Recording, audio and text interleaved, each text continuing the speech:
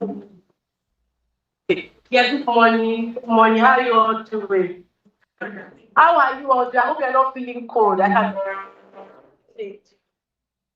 sorry about that. What did you say? That feeling cold, don't worry. We already switched on. Yes. So now we are going to be starting and we shall start putting God first. Fine, we are here for prayer, but I'll be inviting Mr. Jonathan to please quickly add the prayer for just short prayer. Thank you. Please, a round of applause for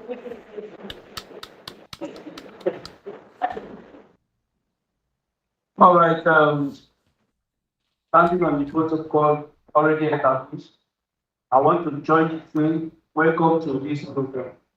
The program we are having is for your benefit, and I hope you will enjoy it and you testify the opportunity this program we are afforded. Without wasting much of our time, I understand that we are students of different religions, so I'll be calling on any volunteer from the Christian faith to come and have a Christian prayer for us. Volunteer, volunteer. very close. All right. Okay, please. Thank you.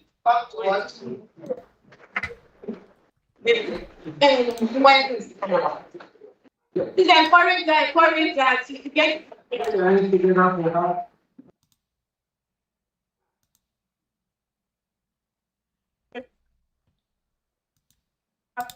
stand up for prayer.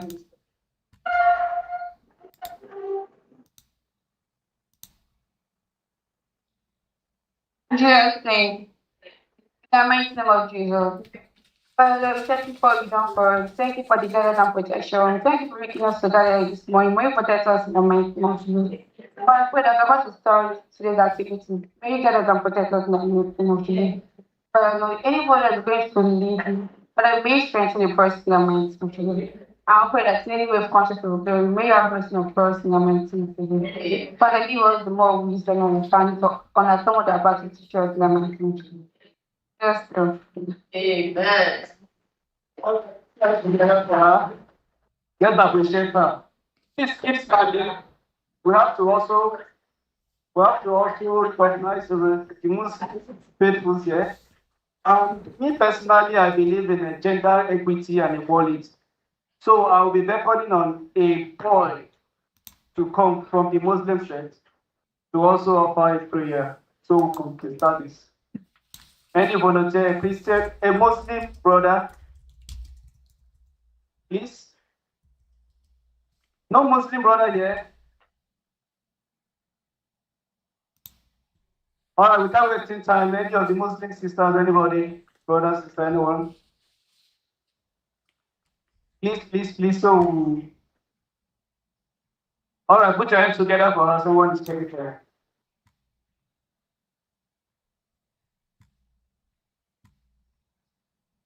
We all recite Surah Al-Fatiha.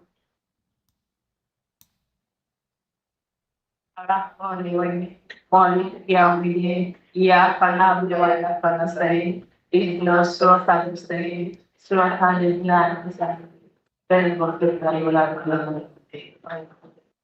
Thank you. Appreciate her, please.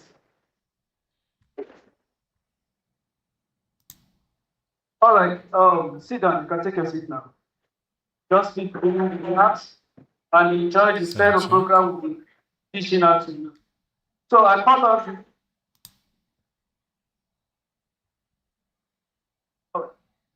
Mr. Jonathan, thank you. Please, a round of applause for him. Please, anybody that I call out, I can call you out, encourage your friend, encourage your schoolmates. Yeah, so we'll be starting fully now. We've already put God first. So, first of all, let me introduce myself.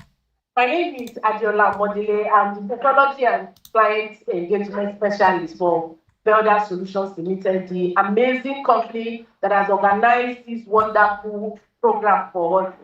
Jam your hands for our company. Jam your hands for our company. Thank you very much. So now I'm going to be handing over to my boss, the founder, the director of Veldarr Solutions Limited, the mastermind behind the amazing program we are having today. person of Mr. Kayode Ajayi. He's going to be joining us from UK. He's going to be joining us live, and don't worry, you'll be able to hear him. Don't say maybe joining from UK and not be able to hear. So over to you, Mr. Kayode Ajayi. He's a round of applause for him. All right, thank you very much. Can you hear me? Can you hear me? Yes, sir. Okay, awesome. So how are you doing today? Sorry for the little hiccups that happened earlier on. But I think, some of these events they happen like that, but at the end of the day, we are ready to start and we are ready to go for it. So this event it promises to give you a lot of information around careers and skills in technology. And so just let's lay a few ground rules. Now, the first thing is that you should pay attention. Can someone say after me, pay attention? Attention. Yeah, so that's the first rule that we need to put in place. Every one of us needs to pay attention. A lot of information is going to be shared. We have a lot of people that are going to be coming here today to share their experiences with us. So the fact that you have come here, you should make it count. And how will you make it count? By paying attention to everything that is being said. So that's the number one thing. The next thing is okay, so by 12 o'clock, we're going to have a break. Now, we should not loiter around. We should not, walk around. We should sit down and pay attention to what's going to happen in this event. Now, the other thing is, let's chit chat. Let's stay away from chit chat. And let's just focus on the program today. As I said, there's a lot that we have in store for you. We are going to start with a welcome and a keynote from somebody from a professional in the field of technology. And after that, we're going to have different sessions around creative thinking and inspiration. After that, we are going to do some training on some useful skills. Some skills that, when you get into university, you are going to need them. So we're going to have a look at that. Then we'll have some form of career talk also, then question and answer. So if you have your questions, just write them down. And once it comes to that section, feel free to ask your questions. So to start with this keynote, I'm going to have a colleague of mine. Her name is Heather Periam, and she's going to take us through the topic why tech and why now. Why tech and why now? So just a little introduction about Heather Periam. So Heather is a business applications practice lead at Trustmark in the UK. So she's my boss here in the UK, and she's self-taught. So she taught herself technology. She didn't go to university to study technology. She didn't study computer science, but she taught herself. And now she has over 10 years experience in this field, and she leads a team delivering solutions to various clients around the world. And she's passionate about mentoring underrepresented talent in tech. So people like people with disabilities, like women. So she's passionate about supporting these people in technology. So we are going to hear from Heather Periam now.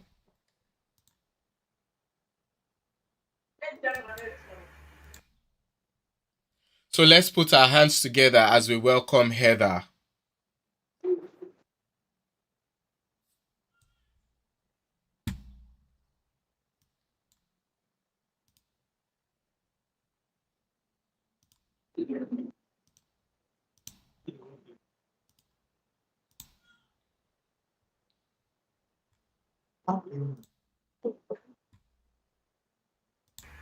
Hi there, and thank you for being here today. My name is Heather Perriam, and I am the practice lead for our business applications team here at Trustmark. And I'm really excited to have the opportunity to share with you my thoughts on why tech and why now. So, let me tell you a little bit about me. And I will call this section for because I really did start off as a curious beginner. When I was younger, I actually had no idea what I wanted to do. Some of you might relate with that. I definitely didn't grow up thinking I'm going to go work in tech. In fact, I didn't study computer science. I actually have no formal technical education. I was completely self-taught. And the way that started is long ago, I was using a tool called Microsoft Front Page. It allows you to design websites by dragging and dropping stuff around. And I was like, that's really neat. And then I found a button, and that button let me see the code behind it.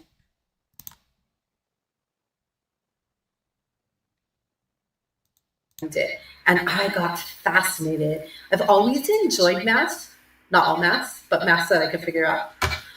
And coding started to remind me of that. I went in there and I was like, oh, if I change this number, if I do this thing, I have a reaction to it. And that's how I started my journey. I then started building websites it was like my little side hustle so I could make some additional money. And soon I found myself interviewing for a technical position with the third largest telecom provider in the United States. It was not an easy interview. I got asked all these questions like, okay, why do you think you should be here? You don't have any technical experience. And I remember at one point looking at this man and I just said, listen, I know I don't have the formalized experience, but I promise you I know what I'm doing. And I promise you if you give me this opportunity, I will be one of the best employees you've ever had. And it worked and I got the job. And that began this journey into really growing myself and owning my career. It wasn't always easy. For a long time, I was the only woman in the room. So I'm sitting with people who don't look like me. They come from different backgrounds. Some of them were so well educated and they had so many certifications, and I didn't have any of that. But I really believed in myself, and I believed in myself even when other people might not have, even when they were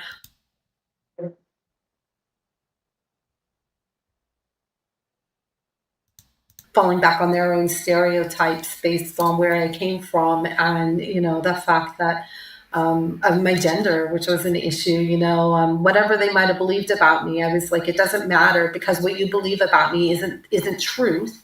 And I can do what I set my mind to. So what got me through was my curiosity. So I always wanted to think about how does this work? Why does this work? Can I make it better? Can I make it different? Can I learn how to do this? If somebody was doing something I thought was interesting, I would always ask myself, can I learn how to do this? Resilience. So when I met those challenges and that difficulty, I never gave up. I just kept going, right? And then learning. Never, ever, ever, ever, ever did I stop learning, even to this day. I will literally spend my free time either watching a YouTube video, taking a Microsoft Learn course, which is all free, right? Or just following social media and the people that I really respect in my community that are sharing their technical knowledge. It's cliche. Sometimes people will say a hunger to learn, but I really do have that. I'm always trying to learn. And now, here I am, right? So in 2022, I moved from the United States to the United Kingdom. And at that time, I switched careers. So I spent 15 years in telecommunications. And then I moved to this little rural town in the UK. And telecommunications wasn't going to be in my future. Knowing that I was going to move to this new country, I spent a lot of time teaching myself the Microsoft Power Platform, which is a low-code technology. And I taught myself how to build applications, and I taught myself how to build automations. And I practiced being confident about my automations and my applications. And I built some for the company that I was working with in the US, so I knew I could do it. And so I came here to this country and I switched careers. I'm in a new country. I don't know anybody, and I'm going to start in a new field of work. And it's been great. And later that year, I was nominated for the CRN Innovator of the Year award. I was shocked. It was like, what? Somebody just doing that to be nice, right? You get this imposter syndrome that tells you you don't deserve it, but you do. And the way I knew that is because then I was shortlisted, and I'm like, wait, I'm down to one of the final 5 candidates. And I'm like, they don't know me. I don't know them. I'm new to this country. They're like, who's this Heather lady? And then the award nights came, and then I was highly commended as Innovator of the Year. And I was like, oh my gosh, I can't believe all this is happening to me. And it's all because of my drive and my commitment to learning something and to applying that knowledge. So now, because of that, I lead the organization that I started with. I have an amazing group of people that work with me, and they build amazing technology that makes a difference, right? They have built applications that help our national health system run more efficiently. They've helped local councils. They've done so much good work for what they're doing. And the other bit is that I get to speak with future innovators like you. And honestly, that's the best part of my job, because all I want to do is help people know that you can do this and you can do whatever you set your mind to. So if you've ever doubted yourself or wondered, am I going to belong in tech? Trust me, you do, and your journey can start today. I share all that with you because tech is a superpower. It's creative. And if you think about the kind of creative tech that's out there, it's back in the day, it used to just be for people who really love maths or really love science.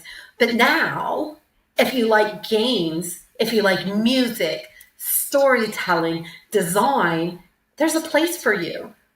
You can create your own video game, build an app, design art with AI, or even make your own music using code. Secondly, it's global. Tech removes borders. You can work with teams around the world, even from your own room. I'm in my hotel room right now, talking to you on a different continent, right? In fact, I work with people across different countries every day, and you can too. And finally, it's empowering. You don't need a fancy laptop or a big budget. Many people start with just a mobile phone and a strong sense of curiosity. That's enough to explore, learn, and even build something real. And the best part is, nobody owns tech. It belongs to all of us. And if you're willing to explore it, it can change your future. When people think about technology, they often think of gadgets or social media. But tech is so much more than that. It's a tool to solve real-world problems in real communities. So let's take healthcare, for example. There are apps now that help people monitor their symptoms, get reminders for their medication, and even connect to doctors remotely. In some parts of the world, these apps have literally saved lives, especially where access to healthcare is limited. I was listening to a TED Talk a couple of months ago, and they were talking about this technology to send information over to people working in very, very remote areas. And I think the specific example was in South America, where they don't have a lot of access to healthcare or technologies. And they could send this code over. The surgeon could actually take it, print out surgical tools on his 3D printer, and perform the medical procedure necessary to save somebody's lives. And it's amazing, right? It's amazing that we have that ability. Then we have chatbots. I love building chatbots. I'll build a chatbot for anybody because I think they're really super helpful.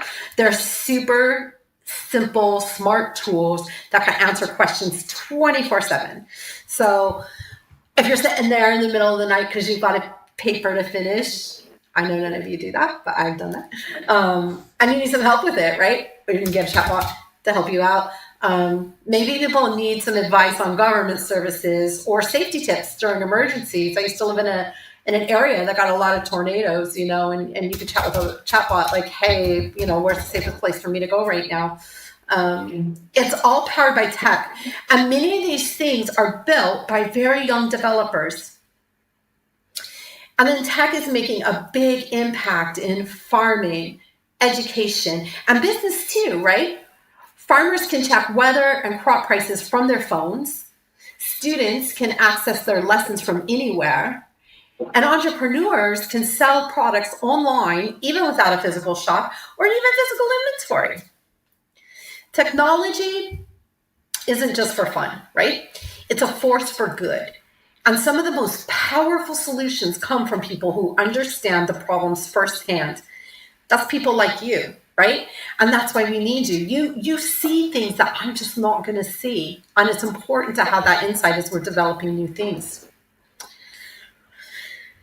So you might be thinking, why now?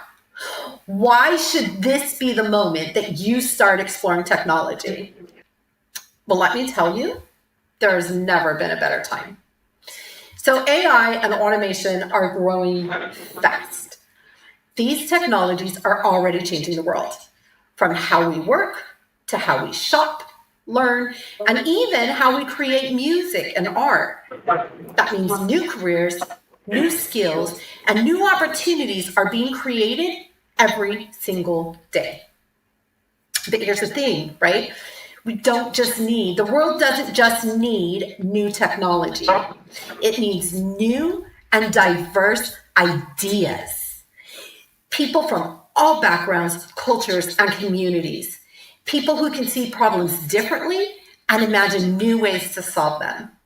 That's people like you.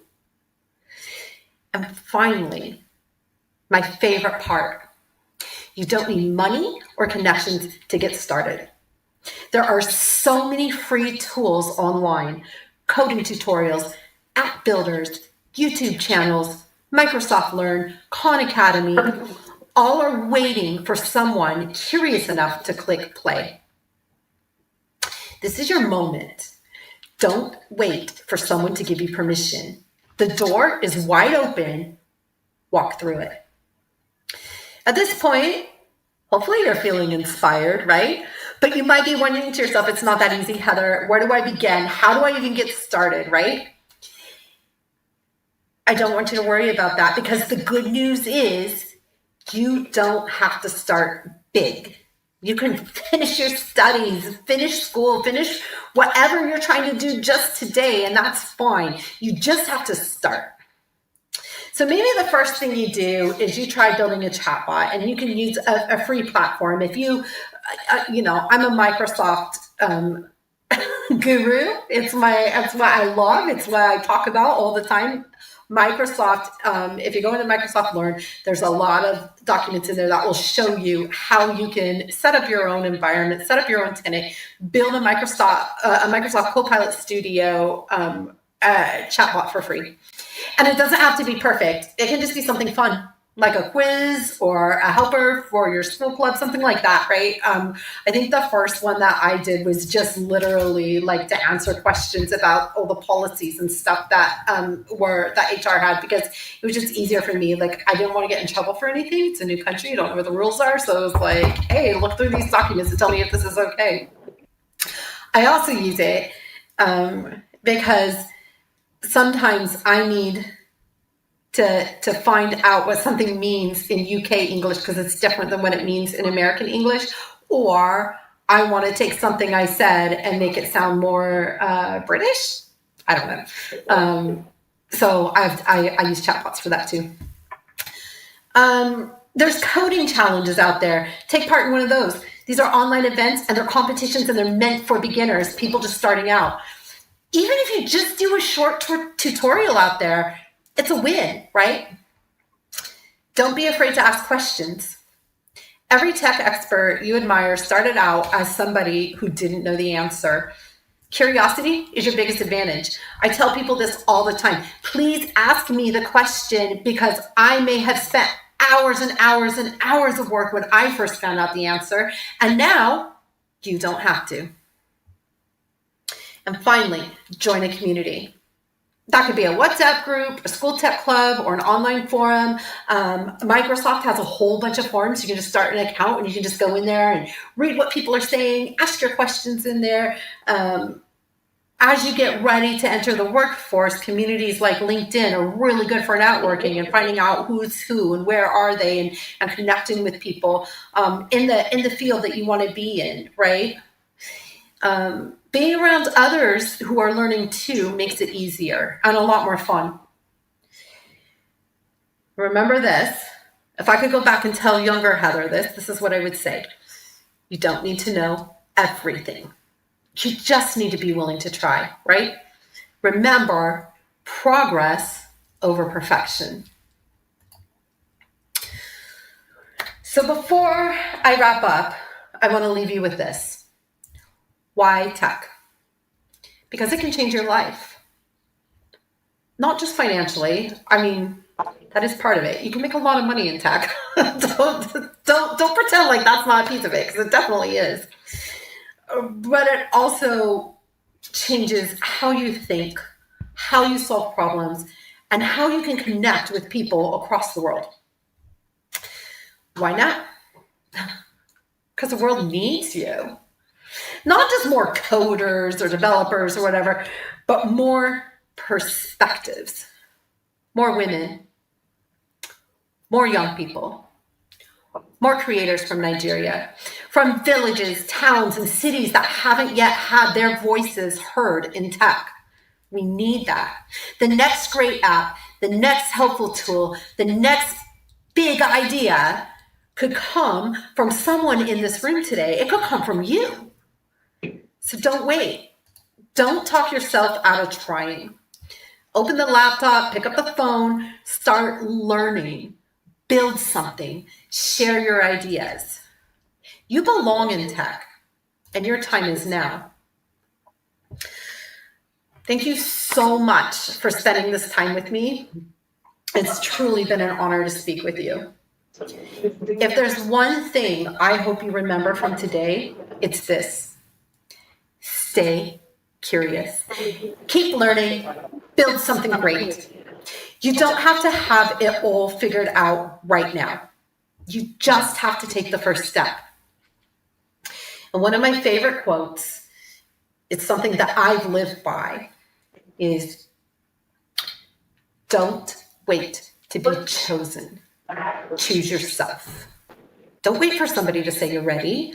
Start now. Learn something new. Share your ideas. Make your voice heard. You don't have to be perfect.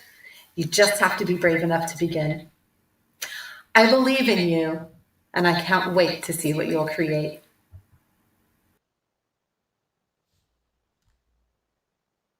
Next time I'm going to go, if you're very right, you can do better, you can do better.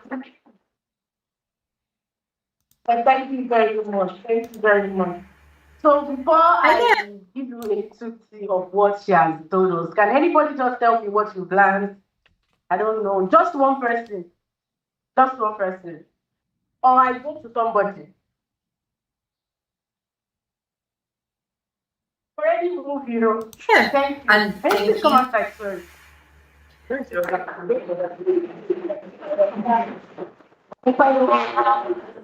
first you tell us your name.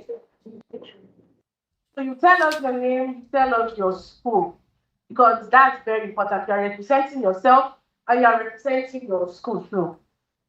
My name, my name is Divine, and I come from Angie Crest School. What I learned from here is that we should keep on exploring. We should not wait for others to tell us that you can do this. Keep on inspiring yourself that you can do it and you will make it. Thank you very much. Okay, can you hear me? Sorry. Okay, so I want to ask another person, just one person. If you would want to do anything great with tech, like what would it be? Anybody? If you could learn anything about tech, if I what you can create with tech, or you want to learn something about tech, what will it be? I walk up to somebody.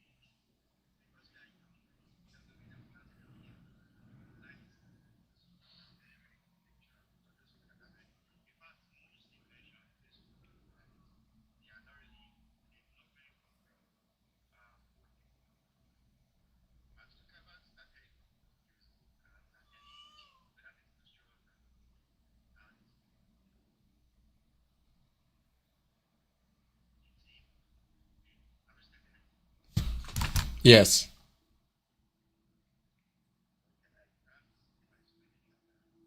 Oh, I can see your screen.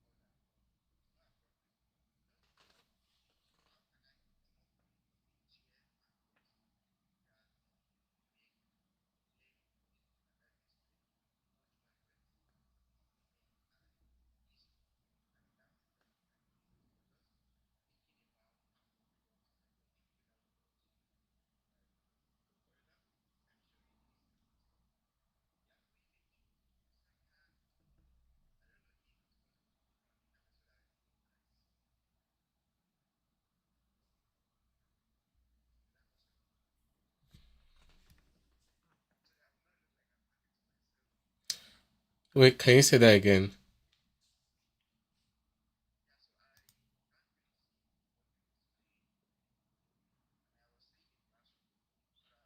Oh, Okay, so you want to see the classroom. Okay.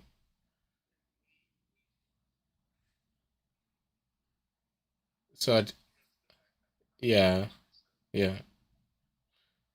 Adiola, can you help with that, please?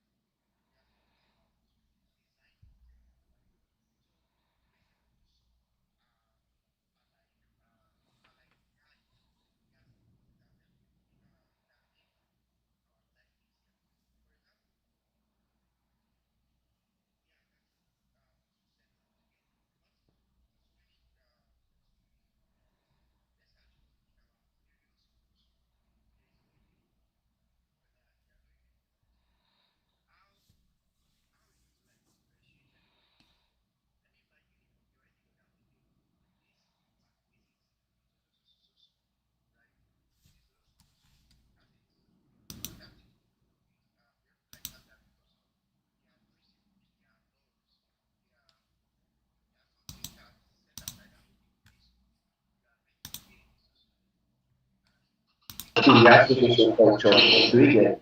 So that is the essence of design principles, and it still applies to this place, right? So number one, we have contrast.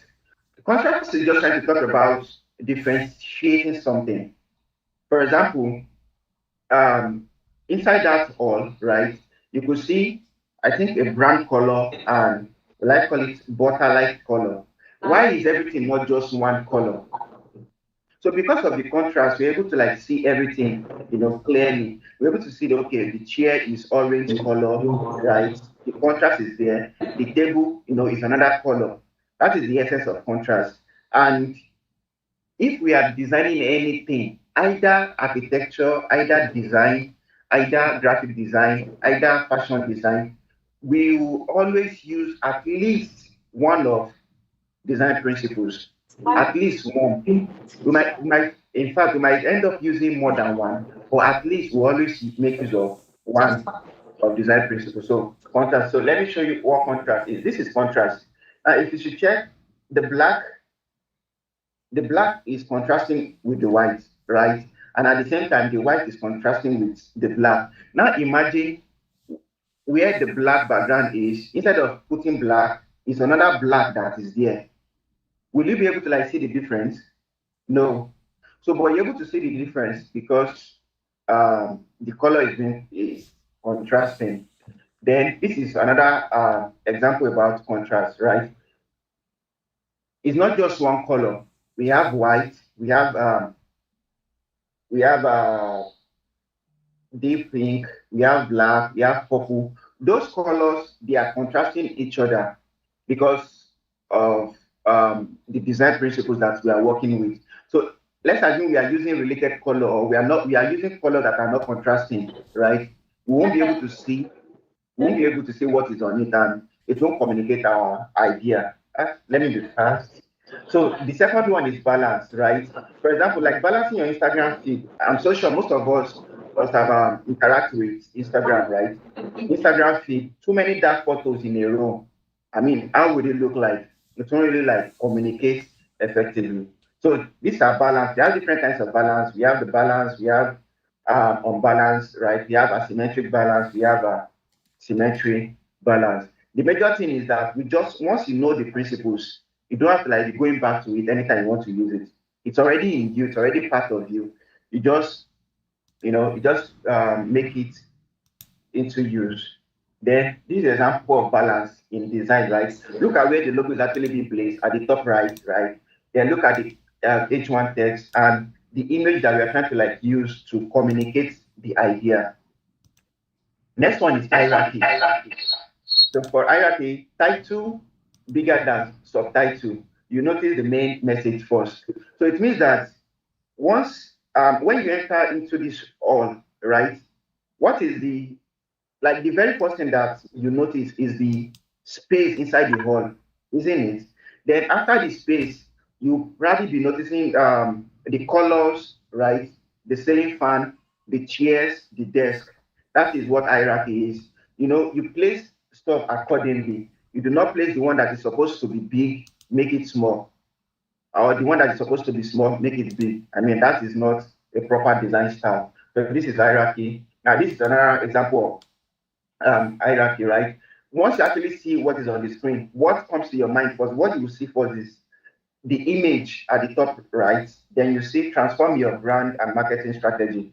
Then you will now see the date tiny, and you also see the logo tiny, right? So that means what the designer is trying to communicate is that, oh, see this one first before you see these other ones. I hope you get. Then the next one is alignment. Alignment is ever seeing a messy slide or off-center text, feels or finish, right? Everything has to be aligned. For example, the way we're actually sitting, you're sitting in a particular alignment, right? Aligned to the left and aligned to the right. Then there is a walkway at the middle. That is alignment, right? This is what we mean. For example, this kind of design, the logo is at the center. This kind of design is actually centered alignment, right?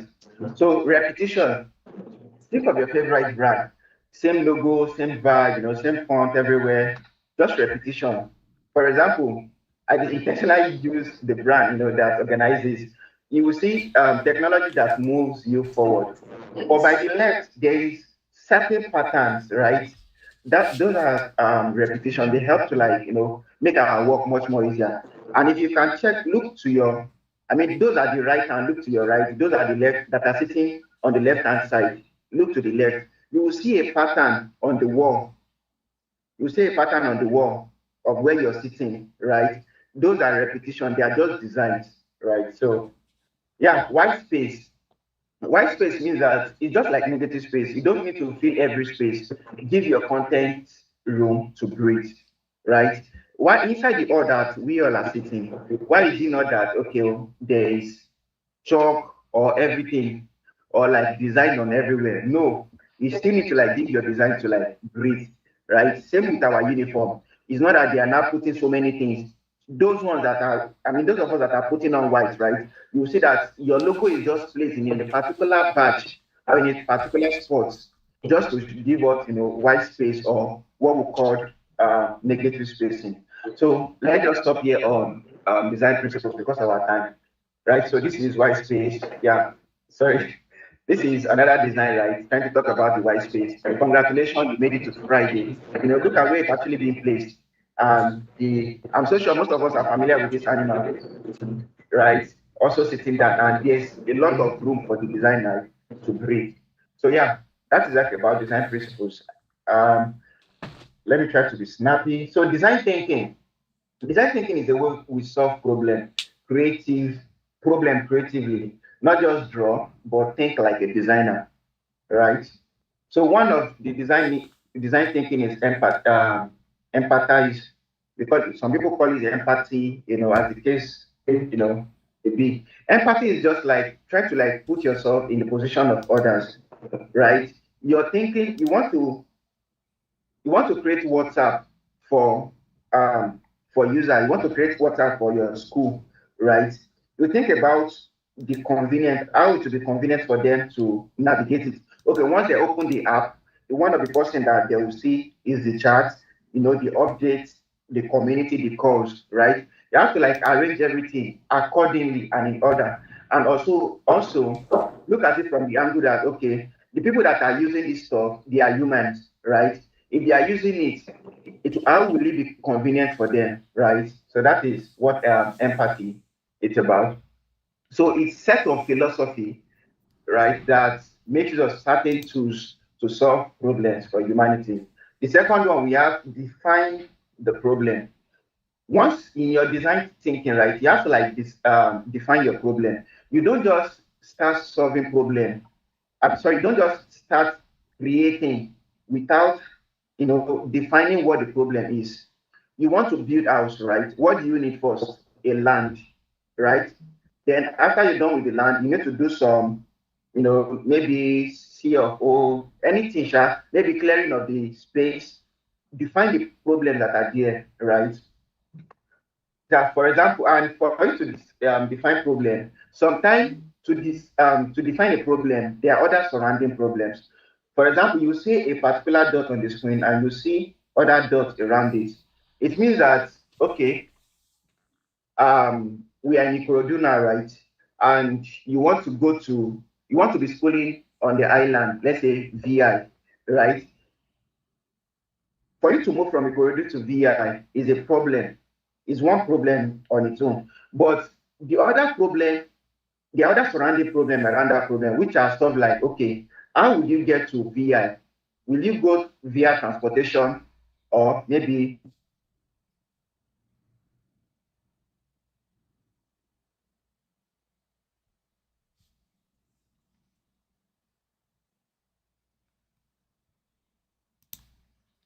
So Samuel, I've lost you here.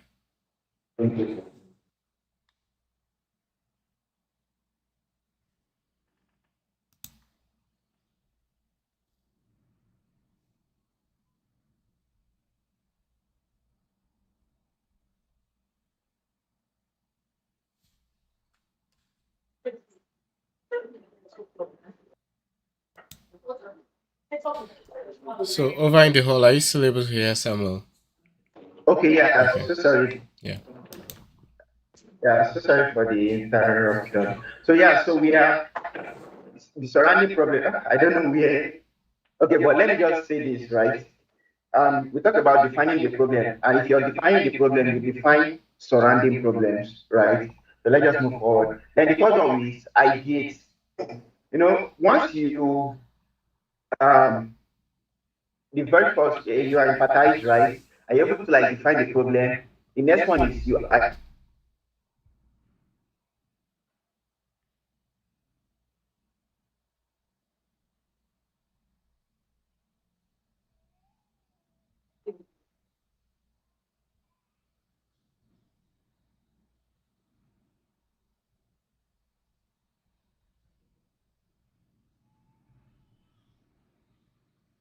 and that works better for the problem that you're trying to solve. Then, for example, look at all of these. These are bulbs.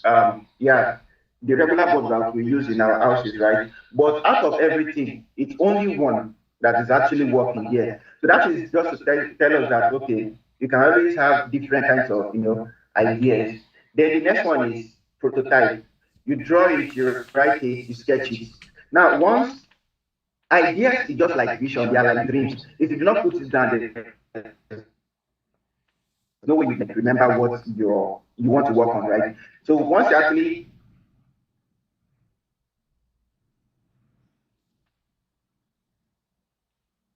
by okay, I want to create an app. Okay, this is where the profile picture is. For example, when you get to WhatsApp, you do not just go to WhatsApp and you mean that everything is scattered. No, they are not scattered. Everything is orderly organized, right? Right? By the left hand side, you see the alignment of the photos. You see the search engine, you see the WhatsApp as well. So that is where you start your prototype, right? Then test. Once you're done with the prototype, you take it to your friends, you take it to your colleagues, you ask them questions. Okay, oh, this is what I'm building on. What do you think about it? What do you think is missing?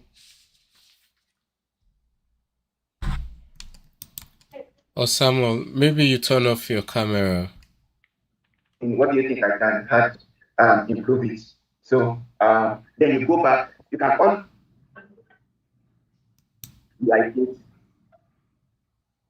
Okay. All right. So you can actually you test it. Oh, let me just handle. So yeah, challenge. I think I don't just like you face every day. But maybe some other time we talk about that. So finally, design is not just about being aesthetic.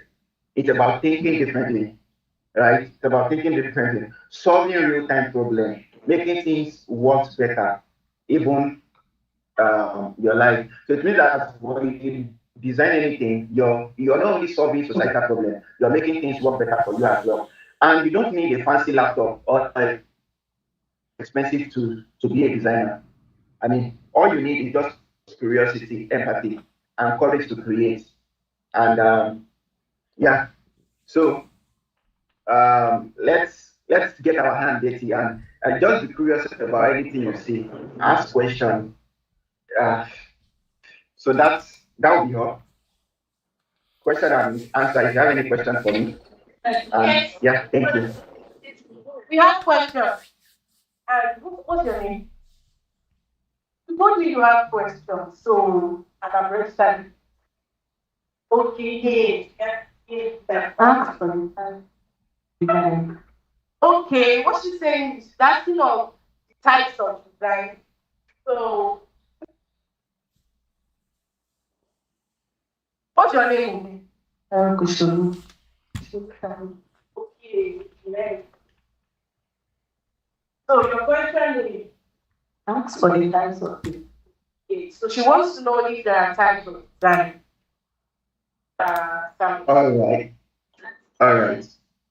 Thank you, Tolu. Am I correct? Her name is Cycle. Okay, Taiwo. All right. So, I mean, the question is a little bit wide. If you're saying types of design, are you referring to types of graphic designs?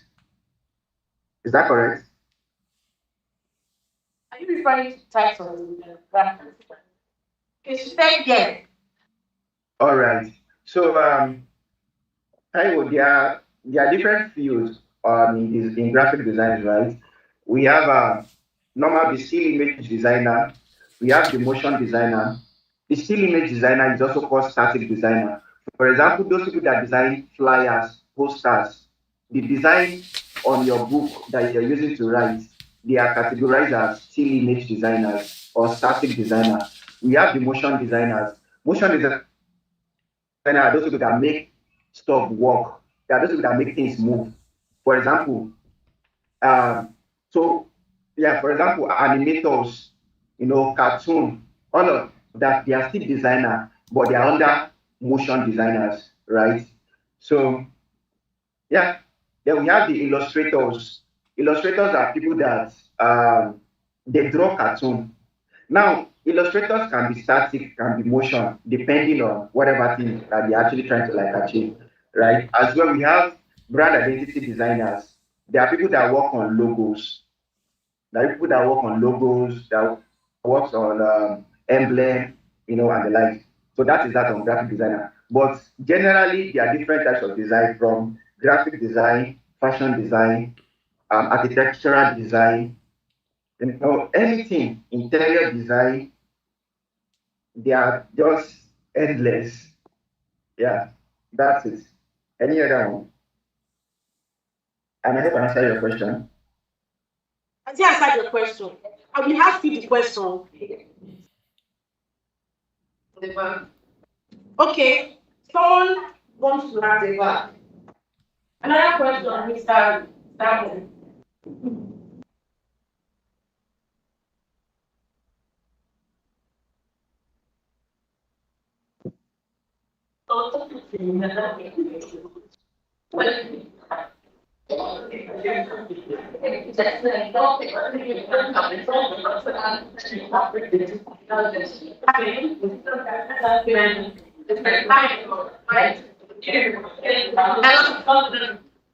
What are the first that can be used in design?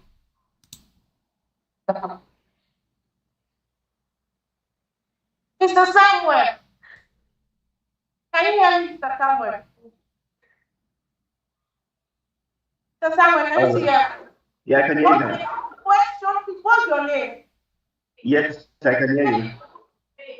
Okay, the question Grace is asking, she wants to know what are the platforms you can use to design. They will be the ones to answer that question because I asked them when we started, but I don't know if you would like to give them it, but I will still have the question. Would you like to answer her? Because they were meant to answer that question when we started. Don't worry. You can give it to them for free.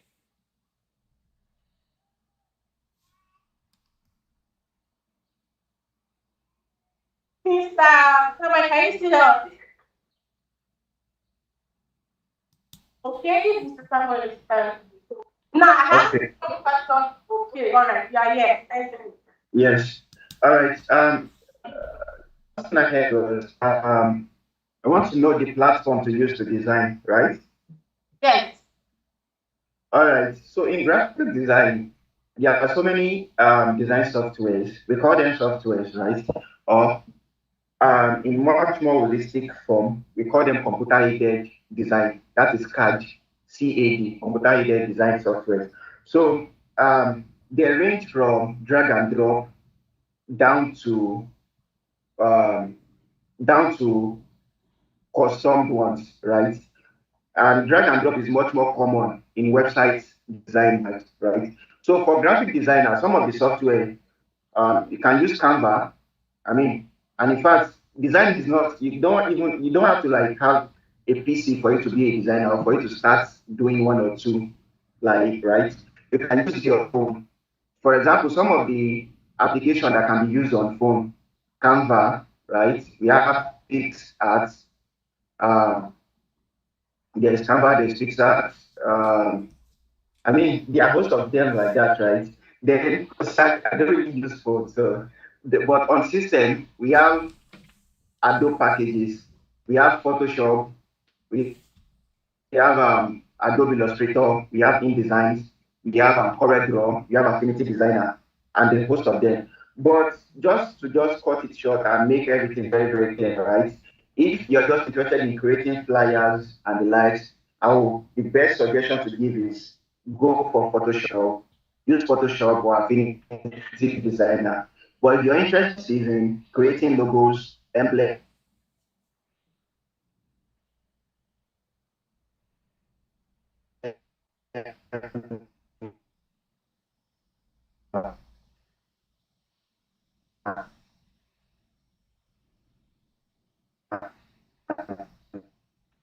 Okay.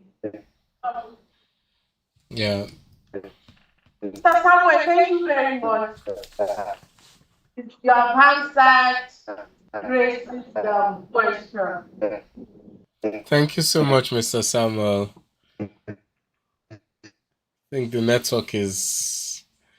Well, Okay. did we hear most of the presentation? I think we had most of the presentation. Yes, so thank you very much, Mr. Samuel. So now that will take me back to that question. I asked that anybody know about Microsoft Word, Microsoft Excel, and then Canva. So we were only able to answer about Microsoft Word. That was like two people were able to give me two amazing answers. So now let's quickly jump one of that Canva. I've heard of Canva before. I already said that I'm going to get a chorus answer for my question. But I want one person that's going to tell me that they're going to buttress your yes. Tell me why your yes is your yes. And if you know, tell me why your no is your no. I'm going to work up to somebody. I have some. Okay, thank you very much. So you're going to tell us your name and your school. I'm Vaishnav Vasari. I come from Nigerian Academy. Nigerian Academy. Canvas. Canvas is a website that allows us to design and yeah, a lot of tools you can use here to design. Thank you so much. A round of applause for her, please. Please, I've already said anybody that takes my mind that tells us anything or we are bringing anybody up, then please clap. Clap. I want to clap for them to talk to us. Yeah, thank you very much. So now we will not go to that exam. Before we go to that exam, okay, you want to tell us something? Oh yes, I think so. My name is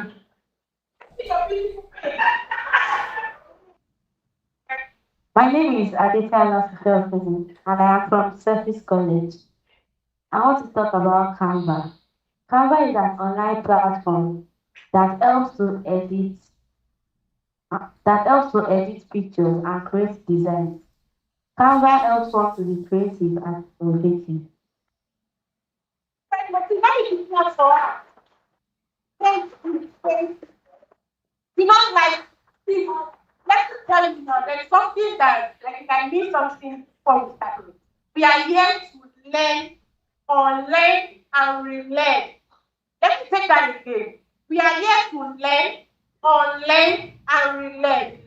Probably you read of Microsoft Word, Microsoft Excel, and Canva. Then you don't really know much. Or probably you know that, okay, it's only meant for one particular thing. You might not know there are more things you can do with. So that is where you will unlearn, you will learn. Are we communicating? Is are we on the same page? I'm not using big grammar. Oh. I'm also a school student. Yeah, thank you very much. So now we'll be going to the next session and we'll be inviting myself. My name is Adiola Modele for people that started with us, that was around 10. My name is Adiola Modele. I am technology and client engagement specialist for Veldarr Solutions Limited. And I'll be taking out for Microsoft Word. We're going to be talking about Microsoft Word.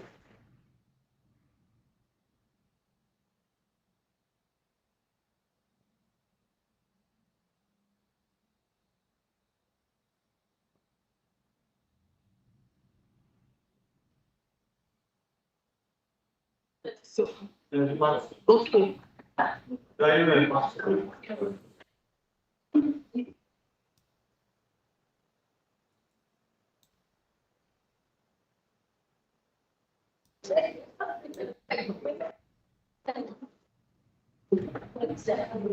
Okay, yeah, thank you very much.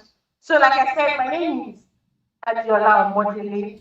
I am the Technology and Client Specialist for Veldarr Solutions Limited, and I'll be taking us on Microsoft Word, letting us know many other things you can do with Microsoft Word. But there are lots you can do with Microsoft Word, but we are going to be talking about the key points that you can do, key notes of what you can do on Microsoft Word as a student and also as a teacher.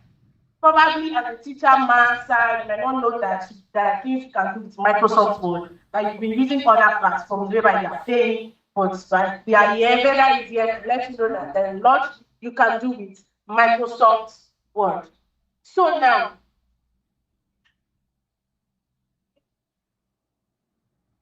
so here now, I will let us know that when we were about to start, somebody mentioned, I think two people mentioned Microsoft Word is used for documentation.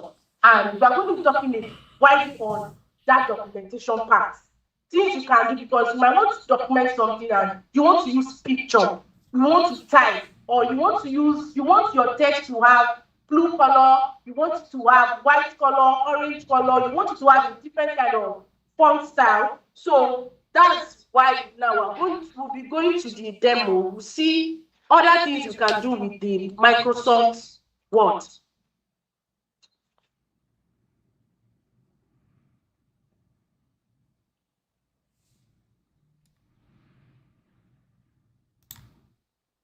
Okay. So now I have a particular table on the screen. Can we all see the screen, please? Yeah. Oh, thank you very much.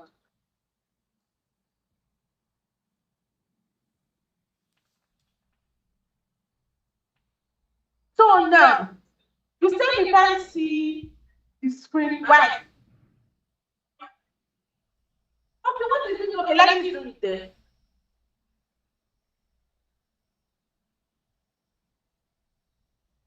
Oh,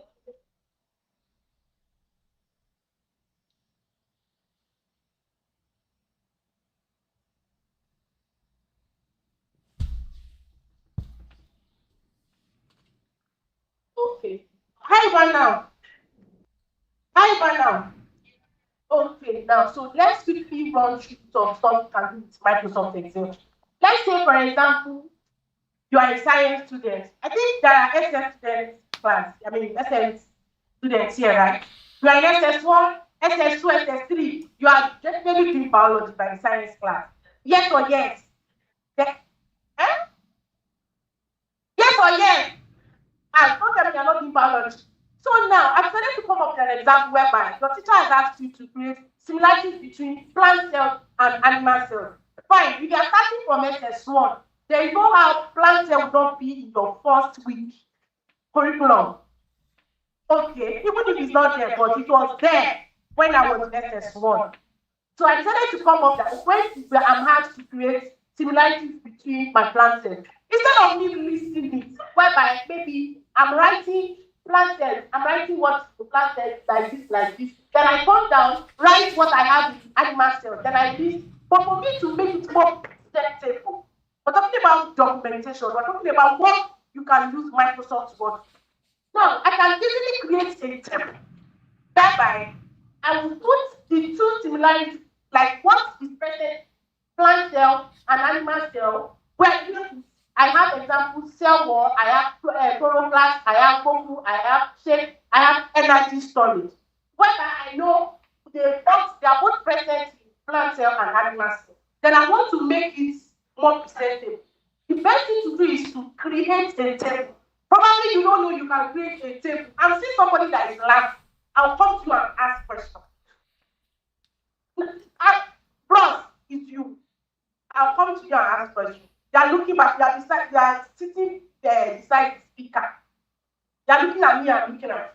So now, let's concentrate. So now, let's say we now want to make it very presentable. The best thing to do is create a table. And I'm going to show us how to do that now. Okay. Okay, so let's say we want to create a table. Let me go down a little bit. I want to create a table. You know, up here we have seen 3 columns and we have 6 rows. I know you know the meaning, you might not know the difference between rows and columns, but you know you will have hint of it here. This is columns, this is rows. Going like rows.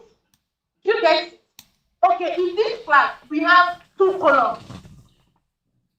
Then we have, when we're counting yesterday, I think we have 70 rows. So I'm putting I'm trying to help you to put it in practical thing that, okay, where we are seated, we have 2 columns, then we have 18 rows. Now, let's now say we want to create that same table. What you will do in your Microsoft Word is, I have to scroll down for us to have a blank space. You come to insert. Are we on the same page? If I see you smile, you answer my question by force. Now, I want to create that 6 rows and 3 columns. What I'll do is, you can see table. Can you see table? Can you see table? I'll click on table. And I only need 6 rows. I've already given us example of column, then row. Then I want to create that same thing. What I'll do is I'll bring my cursor, drag it. I need 3 columns. Do you remember I said 3 columns? Then I need 6 rows. Even if, let's say you don't know where your actual people is. See, this is cursor. Okay? And you now say you want to pick just 6 rows. And let me assume that you really can't picture what the process looks like. Like the process you actually highlighting is actually written up here for you. This place. You can see the moment I shifted my cursor, you can see the search table. I need response, please. Other classes will be doing, other sessions have been online. Now you are seeing it physically. So I can come to you physically. Please. Thank you. Now I can come here, then just over on the 3 boxes, then going to making it 6 rows. Then once I click, I have it. Okay, I think I mistakenly selected for 5. So once you do it that way, you will have your tables like this. And you can choose to adjust it. I remember, okay, let's say when you were coming in, you wanted to register. There was a space for number, whereby you didn't need to put in number 1, number 2. Can you remember? I need response for it. I will come to you by myself. Yeah. Thank you. So now, instead of us to, you can see that after selecting that particular cell, they have even measurements. So let me now adjust it and give it the look of how that sheet was, the one you were using for your registration. You come to this place, come to the line. You can see the cursor has started changed its shape. When I'm not on it, I can see a different shape. When I'm not, I think, okay. Now you can see the cursor moving on to it where you can adjust. Then I want to adjust and make it look like how that our registration sheet looks like. I'll just put it, then I will drag it. Are we together? Remember, we are trying to achieve that plant cells similarity table. But I needed to quickly show you, in case you want to adjust measurements, you want to adjust the size. Do you get it? If you are not getting it, please let me know. Do you get it? Okay. So now, if you want to adjust it, you also do the same thing. Let's say you actually done that the same thing. You come again,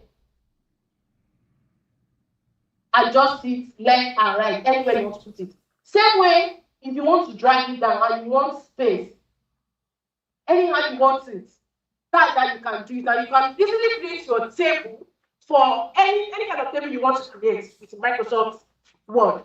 Let's go to how to add images.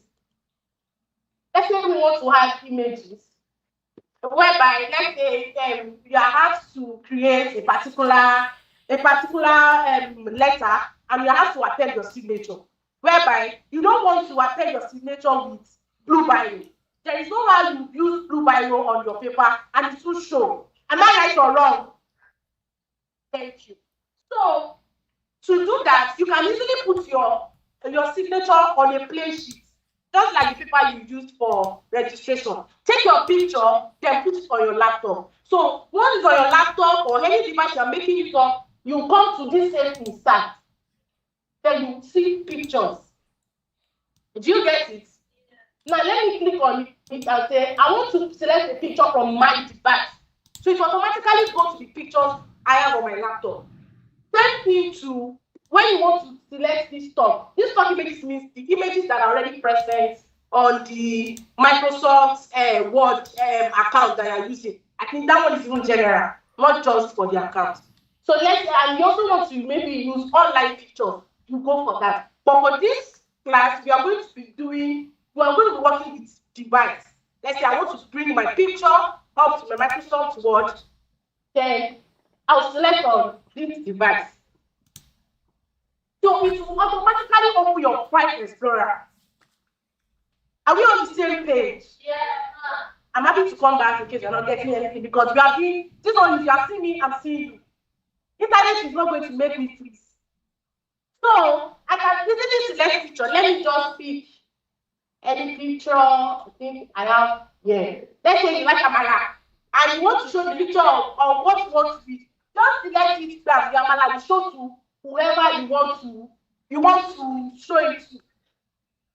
Do you get my point? You are laughing. People that like Amala are laughing. No one laughing. I'll come and ask you a question. So, and I say, okay, maybe, and I want to adjust the size of my Amala picture. I'll go home. I can easily drag it. Anyone wants it to be. So that's that for what you can do also with Microsoft Word. Now let's move on to changing the colors. You can see now that I have a message here wishing you a day filled with love, laughter, and so on and so on. It's like a message to your friend. Happy birthday, my friend. And you want it to look so beautiful. Probably your friend likes yellow. Or let's say your friend likes a pink color, like me now, I'm a pink lover. And you want to give me something and you want that particular write to be my favorite color. This is how you are going to do it. We don't need to do any typing. So let's say I want to change the color of, because currently this is yellow color. But let's take it back to black to make it easy for us. You can see here that this place is called font. Take it on the home toolbar. Then you come to this place. Okay, another amazing thing too is whenever you are working with Microsoft Word, there is always tool tip. What's that tool tip? That tool tip will show you what that particular thing is meant to do. Let me come again. What is tool tip? To break it down, tool tip will give you hints of what that thing is going to do. We give you hint of what that particular maybe control or whatever you are putting your cursor on, which is telling you what it will do. And it happens on all devices, not just Microsoft Word. Tooltip is everywhere, it's on all devices. So putting my cursor on it is already telling me that this is font color. So let's say you want to come and change it to my favorite color, the color that I like most. Let's say, okay.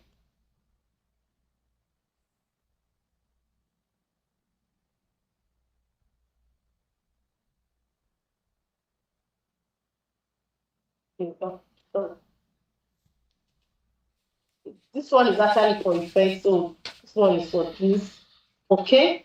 So now I decided let's write something. Then let's leave that one. Let's say we have something here like this. Okay, this is in black. Then we want to change it to color pink or any color we want. So I think it has changed. Has it changed? Okay, let me highlight again. You can see the color is changing. So whenever you want to adjust anything on any fonts or whatever you have typed, there is something called highlight. That highlight means you should highlight that particular text you want to maybe edit. And there is this shortcut for highlighting. We'll see that in the slide. You will use Control plus A. Actually, we have a bigger keyboard. I would have shown you, but let's not go there. Let me click on Control plus A. Clicking on pressing Control plus A, it has highlighted everything for me. Or let's not say I don't want to highlight everything, but you want to highlight just that thing. This is how you are going to do it.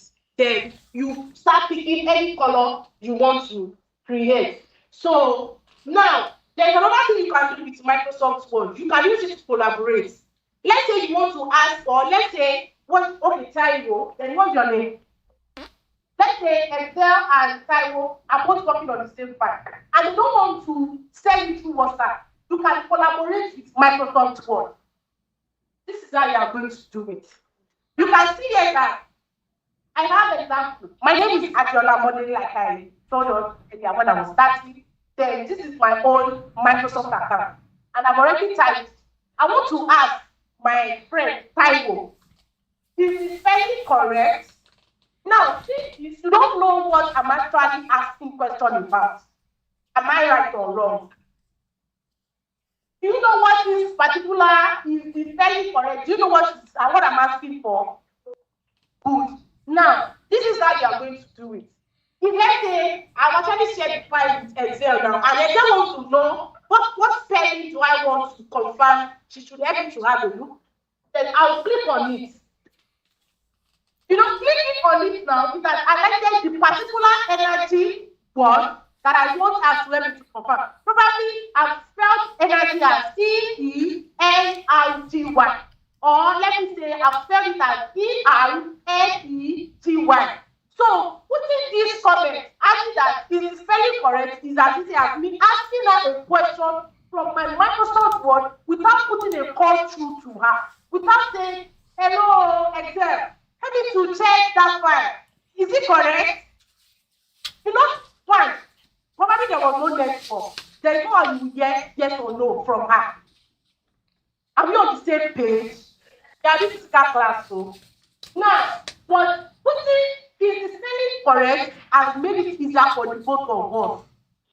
If I come there next week, if I don't remove this my comment, it will be there. Are we communicating? Because you're going to see the purpose of why we are actually talking about documentation with Microsoft Word. So thank you very much. Let's go back to our slide and let's continue.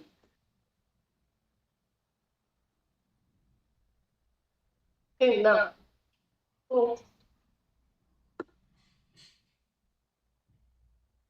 now, let's just quickly go through our slide. I've shown you what Microsoft Word can do. Like I said, we are here to learn, unlearn, and relearn. In case you don't know, you can upload your picture. You know now. You can change images you can change the colors of your text. Now you know. You can create table. Now you know. You can collaborate. You can put a comment on any text. Ask questions. Ask your teacher.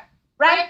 Now you know that. So now, I put the definition of Microsoft Word as is a word processing software that allows users to create a rich format and share text documents. It's ideal for writing reports, letters, recipes, and professional documents with various formatting and design tools. Are we together? Do you want to write the definition down? Let me just give you that time.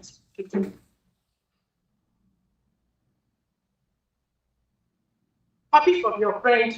We've actually done demo. I've shown you guys. Okay. So that was just demo. The word was demo. Okay, thank you.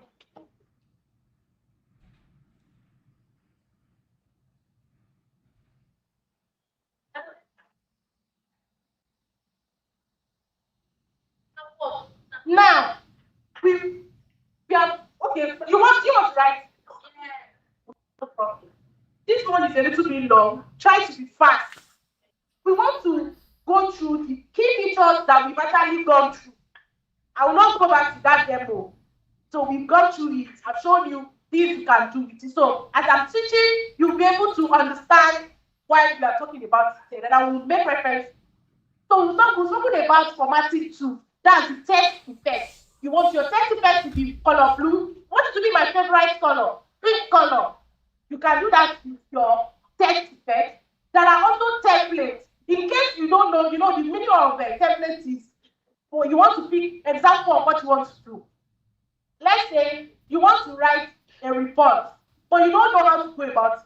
First, you introduce yourself in the report. You don't just write, I am this, like this. No, you start with introducing yourself. So you definitely get a template of whatever you want to get with Microsoft Word. There are also reviewing tools.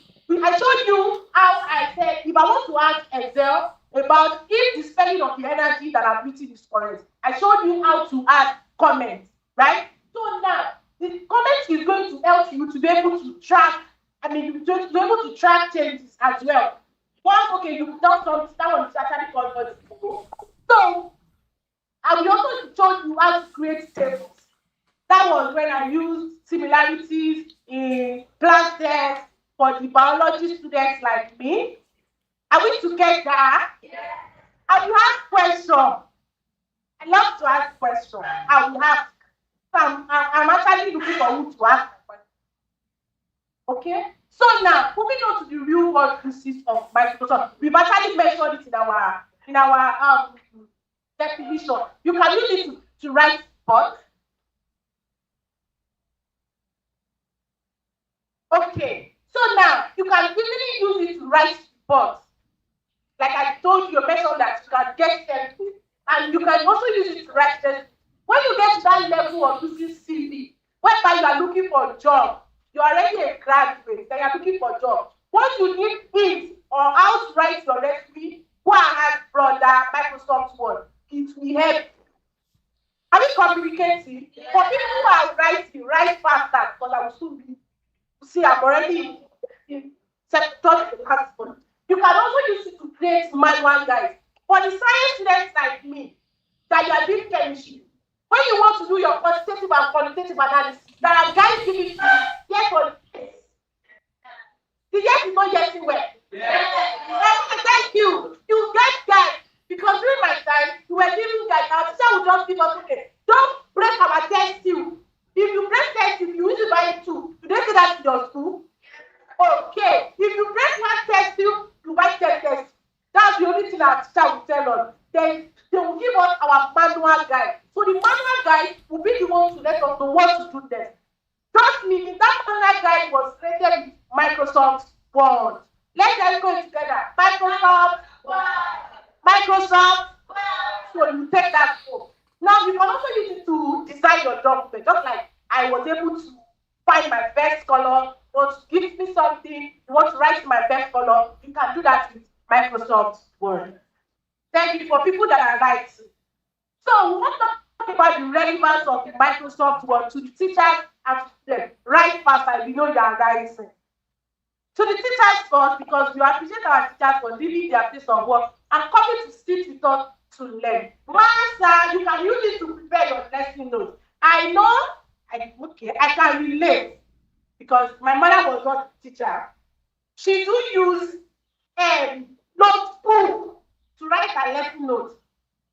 Am I right? Teachers and students, you always let me know. Your teacher will give you, go and give a lesson note to this good. Because instead of you using hard copy, which is your note that paper can speak on it.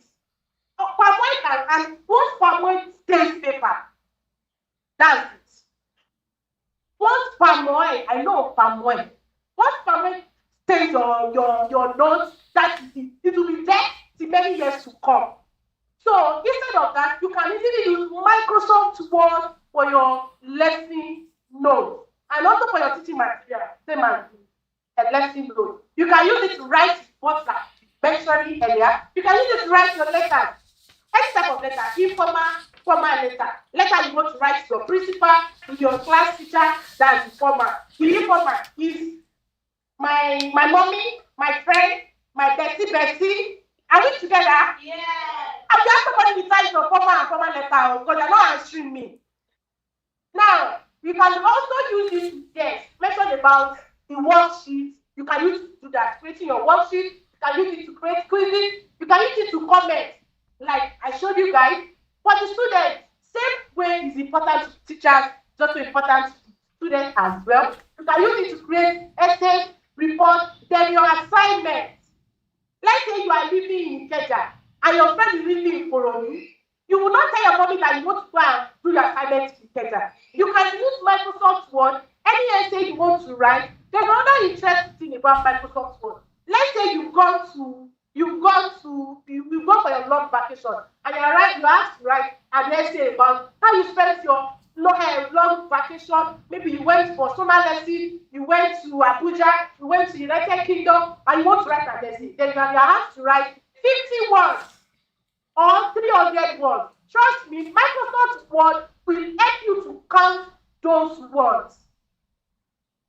That's another interesting thing if you don't know. It will help you to count. If you are written, my name is Grace. My name is Grace. 4. If you put it there on Microsoft Word, it will tell you only have 4 words on this sheet.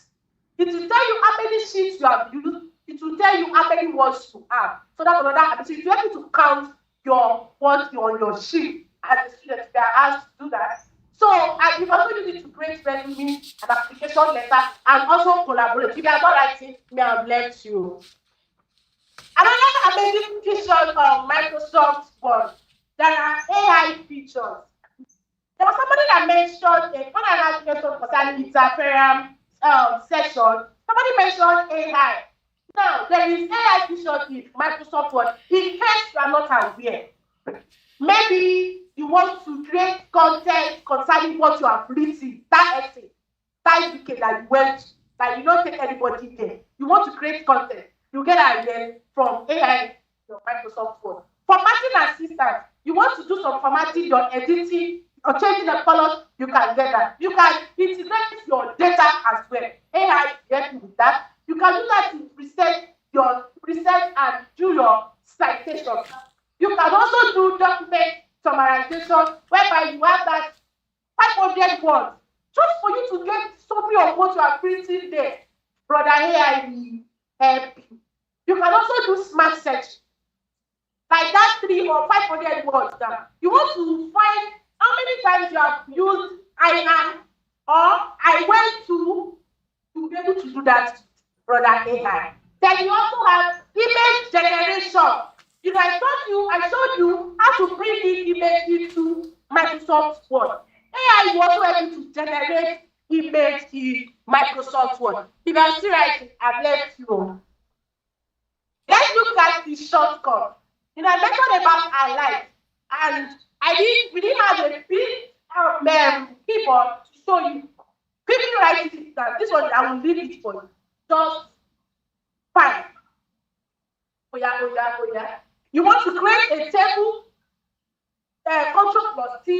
You want to copy a text or big or maybe like object page, Ctrl plus T. You want to paste the object, Ctrl plus V. Or you want to screenshot that amala that uploaded.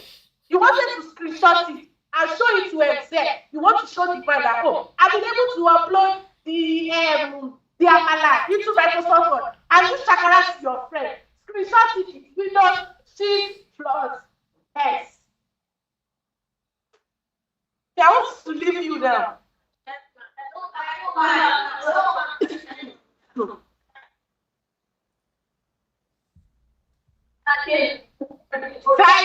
Sorry.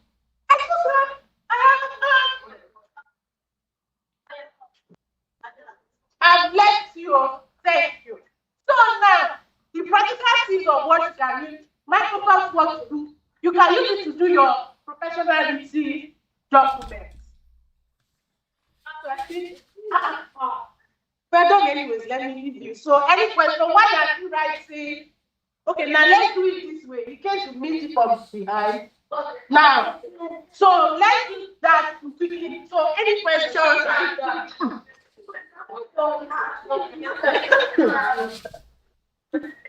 My time is up, though, but any question?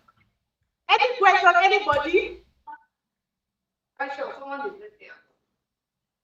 3. Who?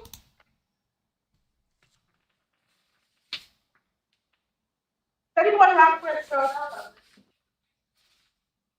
Does anyone have questions? I will ask questions. Actually, you guys were actually concentrated, so let me forgive you guys. I will not ask questions. You don't have questions. I'm seeing all beautiful faces. Welcome, please. Let's clap for them. Let's clap for them. Front. People are just joining us. Clap, clap, clap, clap, clap.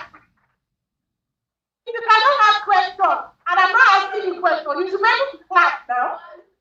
People should clap well for them. Look at the way that they are able to join us. Thank you. Not to see you with clapping. So since you guys don't have any questions,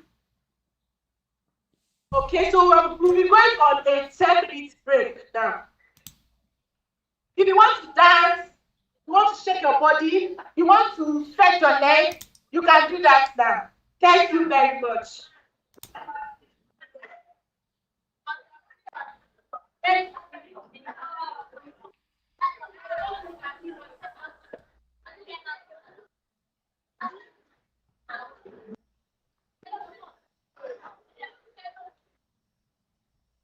Back.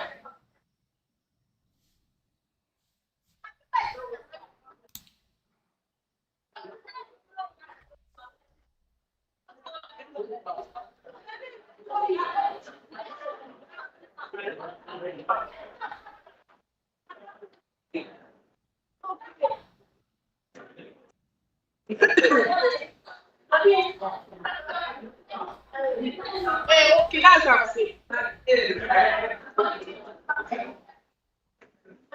My next is Jesus. Okay, sir.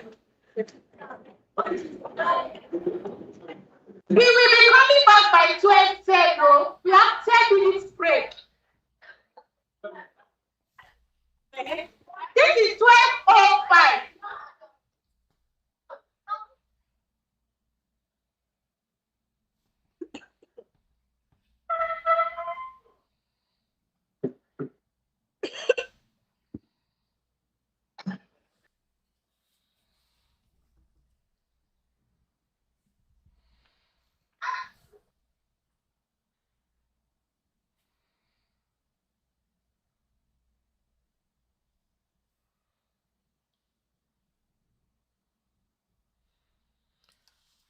Adela, go and get water.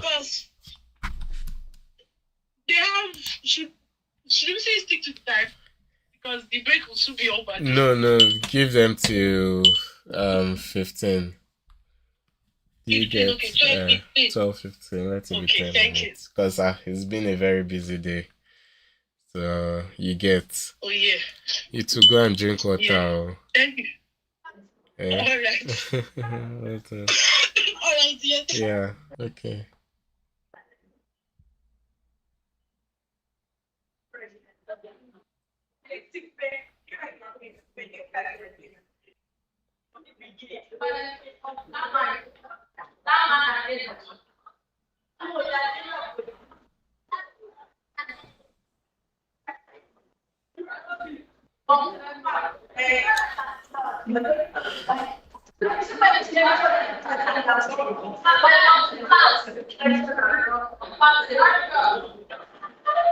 Hi guys, we are coming back by 12:15. 12:15. The break time is extended 12:15. You here? What about your phone? I'm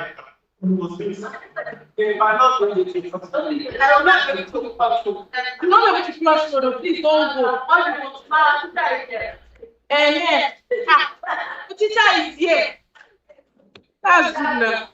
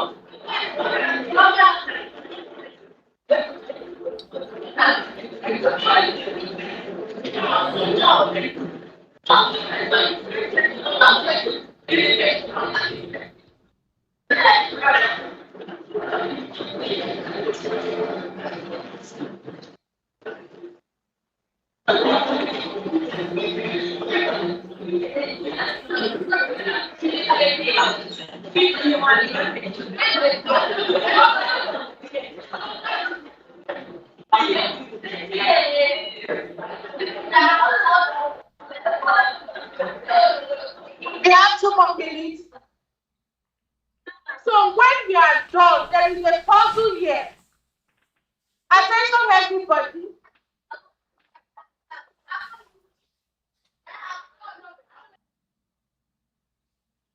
When we are done, sorry, I thought I told you guys. There is a puzzle here. How many people know how to play this game? What you will find from this puzzle? There are what you will find, and the ones are here. We have solutions, lesson, code, tech, backend, digital, design, school, app, side event, client, innovation, website, Veldarr, and front end. So, as I've said it, try to know the word you will come and find. I will find out how many schools we have. So that will tell me maybe one person from each school. One person from each school. So that will be a game time for everybody.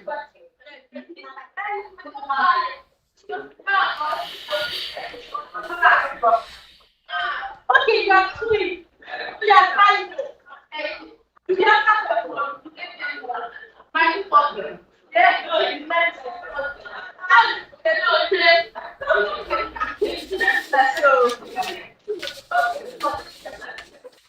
Okay, please, let's come back. Let's come back.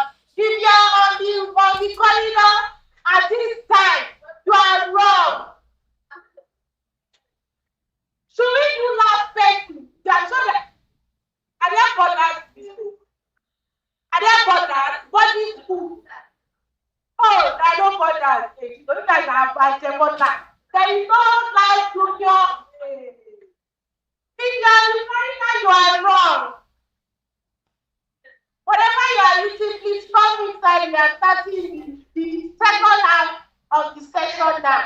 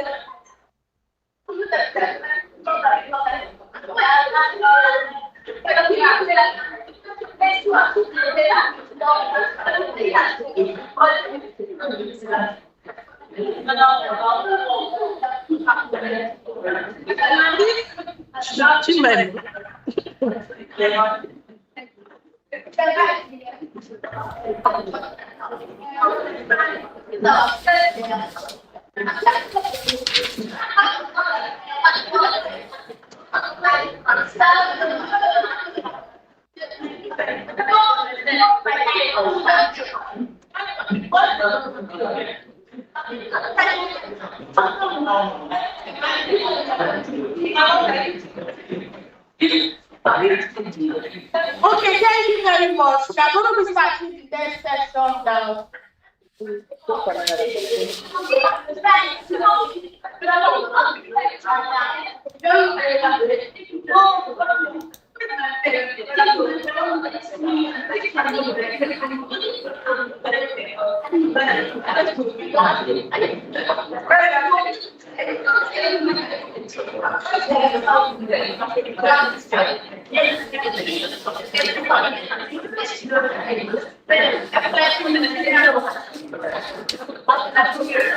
Please, no noise, no noise. Don't forget we are online.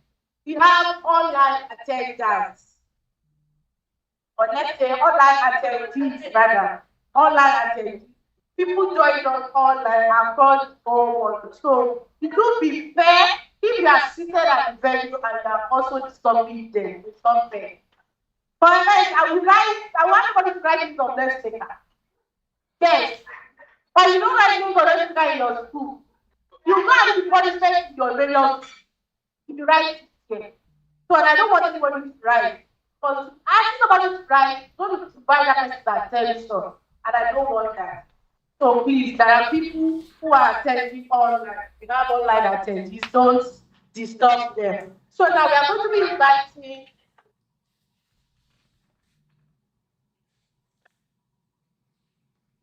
We are done with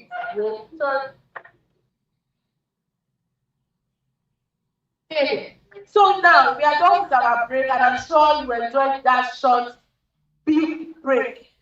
It was short, but there was a big one. Don't worry, the game time is coming. So we are going to be inviting our next speaker. For the people that joined us, maybe lately. So we introduced the founder and director of Veldarr Solutions Limited. That's the company that has arranged, organized this wonderful event that you are going to be learning, that you'll be learning a lot, and you will be still learning a lot till 2 p.m. So we are going to be inviting the founder and director of Veldarr Solutions Limited, the president of Mr. Kayode Ajayi. He is going to be joining us virtually. He's in the United Kingdom and he's going to be joining us virtually. Over to you, sir. Thank you very much, Adela. Can you hear me? Yes, sir. Awesome. Hope you all enjoyed your break. Jesus. No. No, 20 minutes break. Why not? Yeah, I know we've gone through a whole lot today, right? And yeah, that's kind of what this session is all about. It's all about learning a lot of things. Now, everything we've done today, you will still have to go back home and do research and learn more about them. So a lot of the things we've talked about, we've just talked about them, in an introductory level, and there's still so much more to learn. So going along, I'm going to take us through a session on AI tools and low-code development. Now, just a little bit about myself. I'm a Power Platform Solution Architect. And what that means is that I build solutions for organizations all around the world using AI and low-code tools. So I heard somebody say AI before. Can someone define what AI is to me, or have you used any AI tool before? So anybody? AI means artificial intelligence. So Adiola, you can face the camera to the audience, to the students.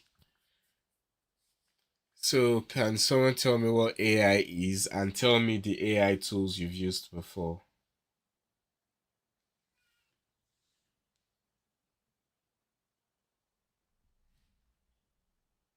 AI means artificial intelligence. AI means artificial intelligence. Awesome. Okay. So has anyone used any AI tool before? Have you used AI before? If you have, tell me which one and what did you use it for? Okay.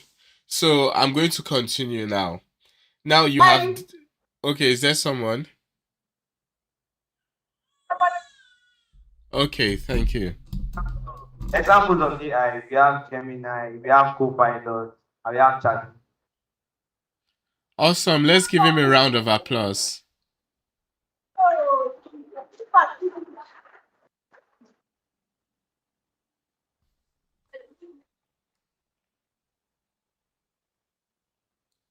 Okay. I hope you can hear me because it feels like there's a bit of a lag.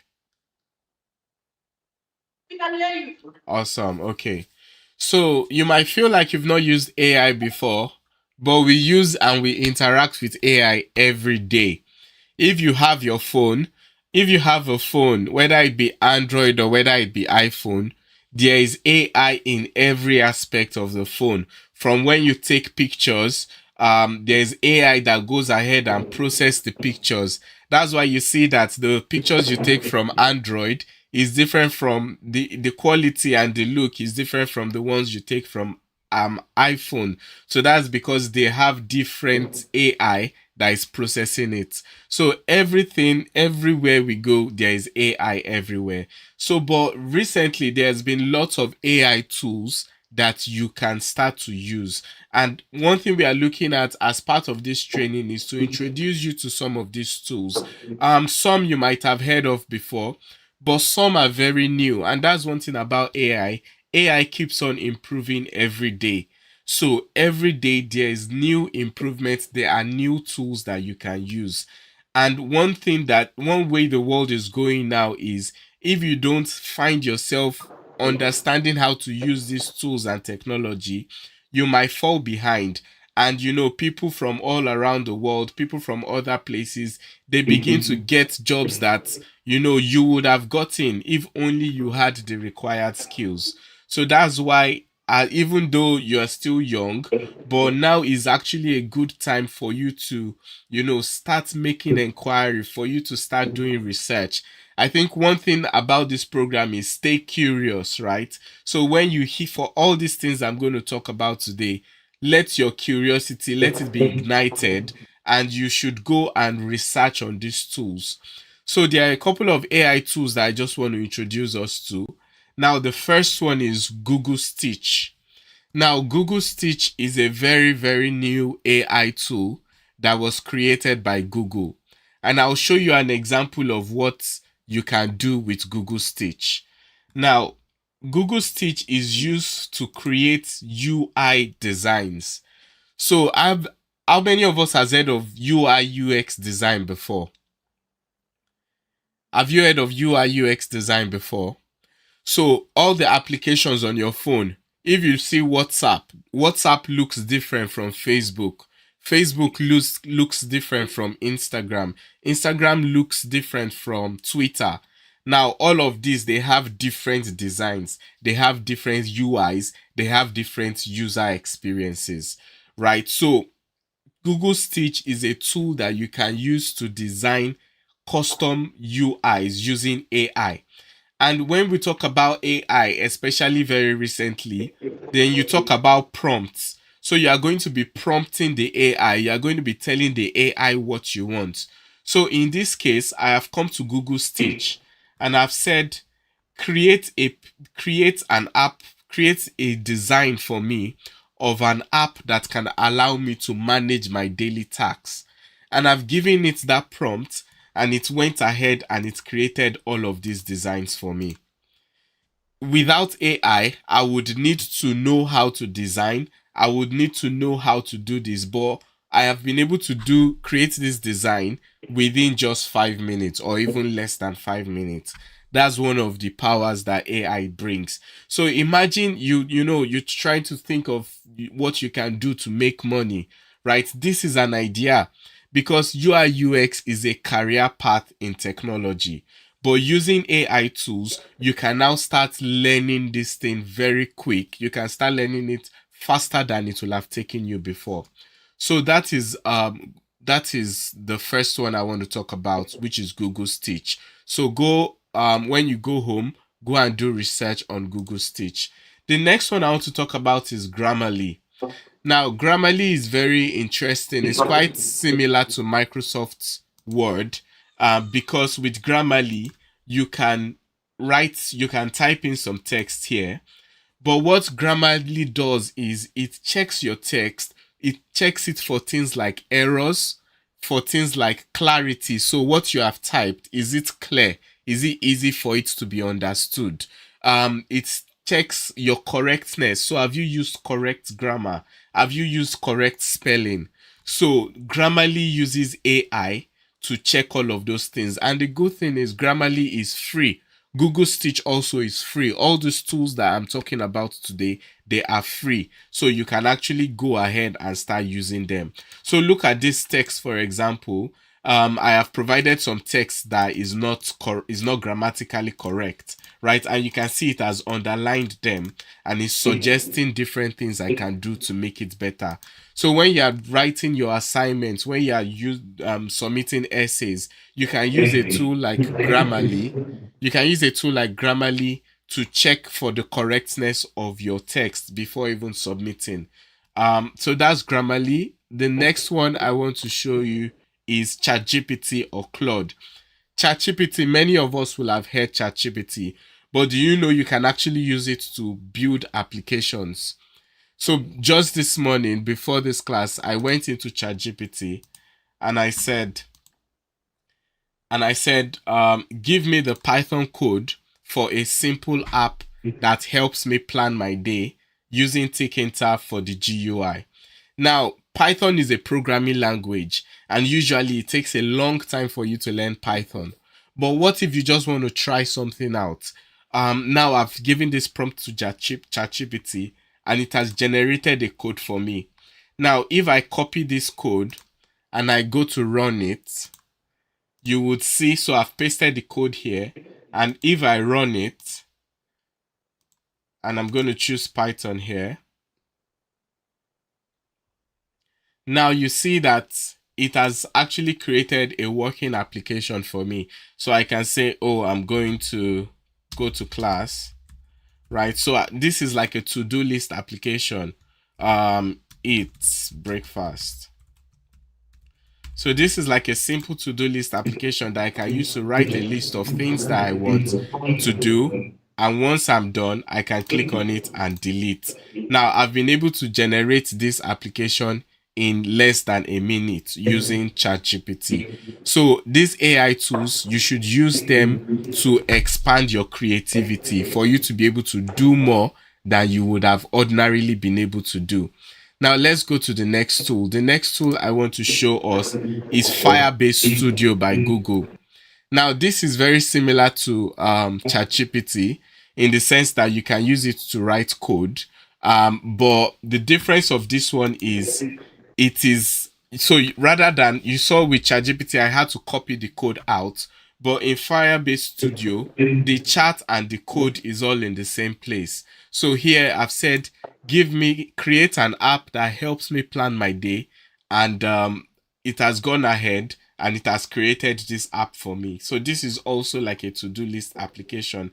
And you can see this one is more sophisticated than that one that ChatGPT did, right? And this is also a free tool created by Google that you can use. So now if you have something you want to build, if you have an idea of something you want to build, you can use these AI tools to start trying them out even before you have the knowledge of the actual programming language. So it's a good way for you to try new things. And you know, when you're even learning a programming language, you can use these AI tools for you to learn better. You can give it a code and you say, explain this code to me, right? And it's going to explain the code to you, tell you what the code is, and you can ask questions just the way you will ask another person. So these are a couple of AI tools that, you know, a lot of them are very new and they are free for you to use. So you can start using it now to, you know, to boost your creativity. You can use it as a learning tool. It will help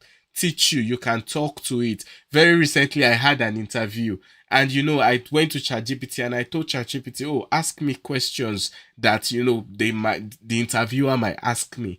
And we had that conversation and it helped me to prepare for my interview, right? So these are ways you can use AI. Now, one thing, anytime you are using AI, you should use it responsibly.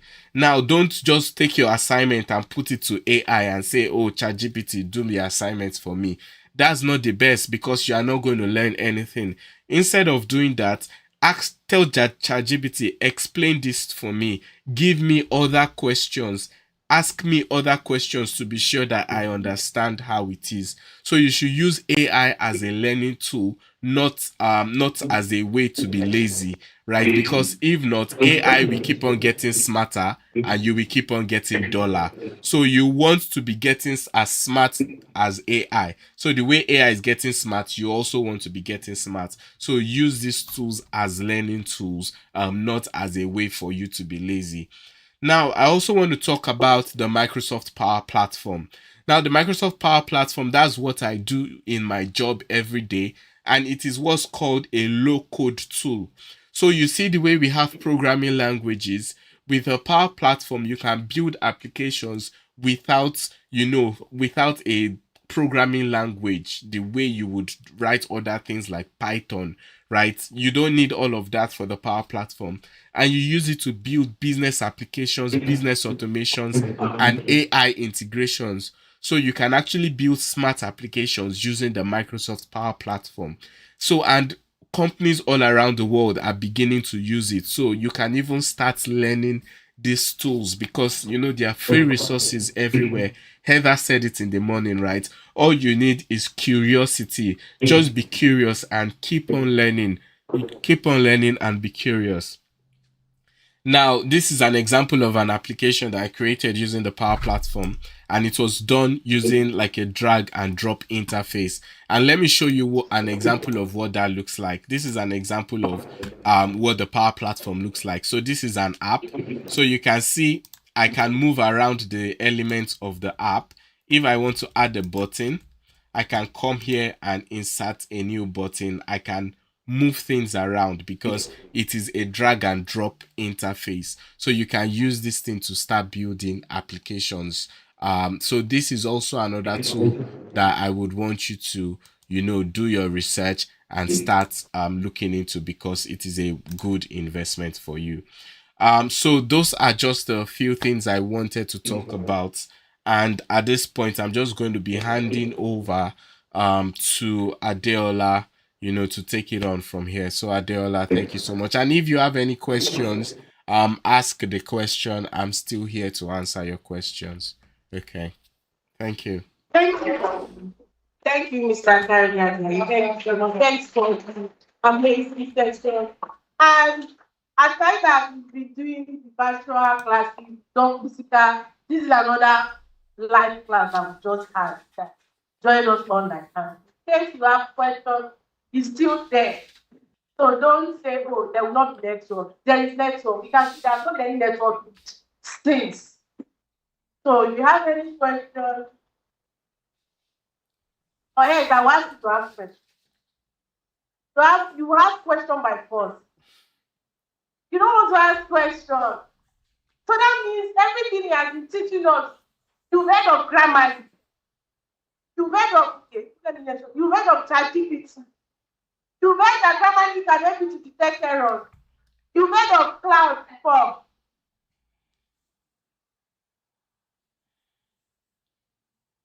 And I'm asking questions, okay. I'm going to ask a question concerning one of what he has taught us. He has taught us no code. Okay. I would have loved to answer it, but let's not answer that question. What is low code and no code? Okay. So low code and no code. So these are tools. They are drag and drop tools. So normally to build an application, so look at WhatsApp on your phone, right? Normally to build an application, you would need to write lots of code. You will need to know maybe Python or HTML, or you will need to know some of those, web technologies before you can build an application. But low code, no code now takes it from another angle. It now says instead of writing those code, how about you have an interface just like PowerPoint or just like Microsoft Word that you can click around. So instead of typing the code, you can click around and drag and drop things to make them look the way you want it to be. And that's an example of what I was showing us here, right? Even though it's kind of loading here, but you see that we can drag and drop things. So you have different options. If you want a button, you can drag the button. If you want a text, you can drag the text. And by the time you are dragging all of those things together, that's what determines how the app looks like. So instead of writing code, you have to write maybe just very little code or no code at all. So that's why it's called low code / no code. So it can either be little code or no code at all. So does that answer your question? That answers your question. Somebody from the back. Okay. There's another question.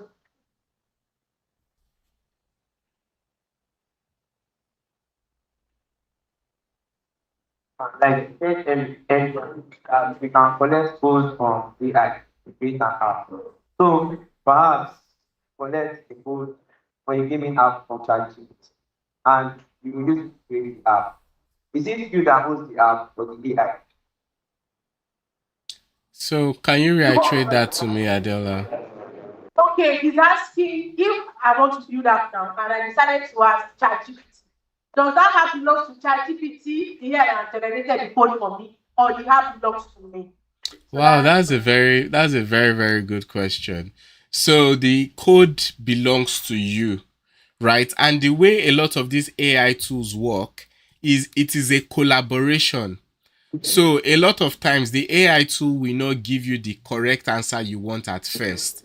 But you now have to go back and say, oh no, this is not what I want. Go and make a change. This is not what I want. Let me show you an example. So this is an example here. So here I said, give me all the pages. And it said, oh, it had an issue. I said, try again. And it said, okay, what do you want me to create? I specified, create a home page, create a task page, create a recurring task page, and a to-do list page, right? And that's what determined what happened.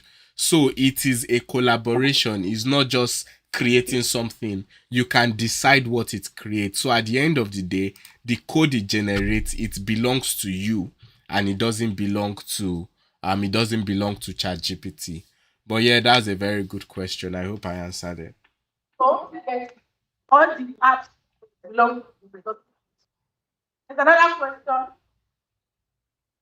What does Firebase Studio help to detect? So Adela, can you repeat that? What does Firebase Studio help to detect? To Firebase. prevent. What does it Is help it to detect? Am I correct? Detect. What does it help to detect? to detect? Okay, so Firebase Studio is a tool that was created by Google to help people build applications using AI. So Firebase Studio doesn't detect anything. It's just a platform where you can type in. So instead of, writing code, you can type in an idea of what you want. Then the AI is going to write the code for you and package the application for you.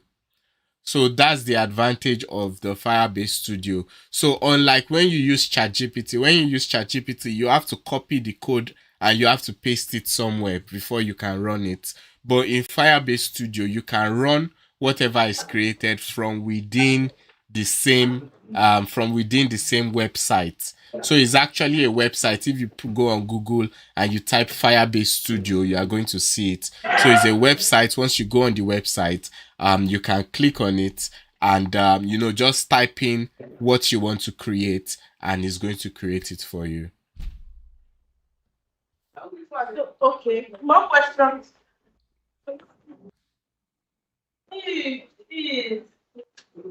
Man, Stand up. how does AI generate the resources? So how does AI generate the results? Is that the question? Yes, that's the question. Okay, awesome. That's also a very good question. Because if you look at some of this AI, it looks like magic. You just type something, you just say, oh, create an application for me. Or you say, oh, you ask it a question and it just gives you an answer. It looks like magic, but it's actually not magic. Now, the AIs, can you still hear me? We can hear you. Okay. So the AI, what happens for the AI is they were trained. So when it comes to artificial intelligence, it you train it using data. But the reason why this AI like ChatGPT is powerful is now before they used to train this AI on very small amount of data. But what they did with ChatGPT is they trained the AI over all the data on the internet.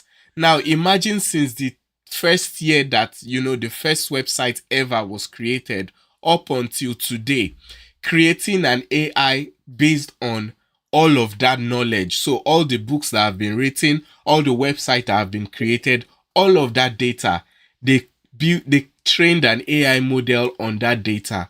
So that's why the AI model knows a lot of things. That's why it can do a lot of things because it has been trained using data from all around the internet. So that's how it was trained. And it is based on that training data that it now gives you an answer. So that's why sometimes it hallucinates because you can ask it A, but because its data has A, B, C, D, sometimes instead of giving you the correct response, it just gives you something else because of the data, because it has been trained on everything. And recently it was on the news. Somebody said, "Oh, I have headache. What can I do?" And one AI said, "Go and eat stone. If you eat stone, the headache will go away." That is not correct, right? But that somebody somewhere has mentioned that on the internet, so the AI thought it was correct, right? So those are some of the things that you get with AI, but the responses it gives you is based on the data that it has been trained upon. I hope that answers your question. Okay, that's answers the question. Awesome. Another question.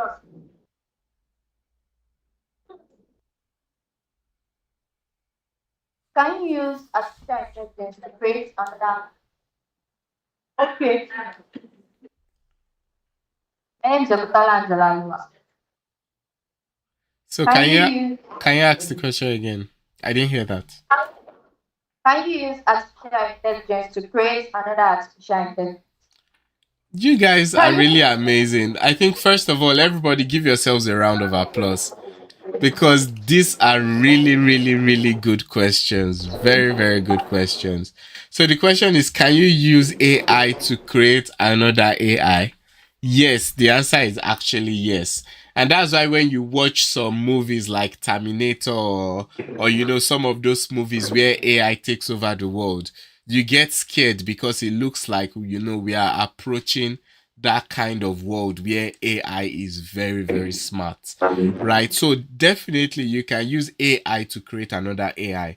Very recently, there was a case where, some researchers, they were developing an AI and they said, oh, they asked the AI that, well, they told the AI, we want to terminate you.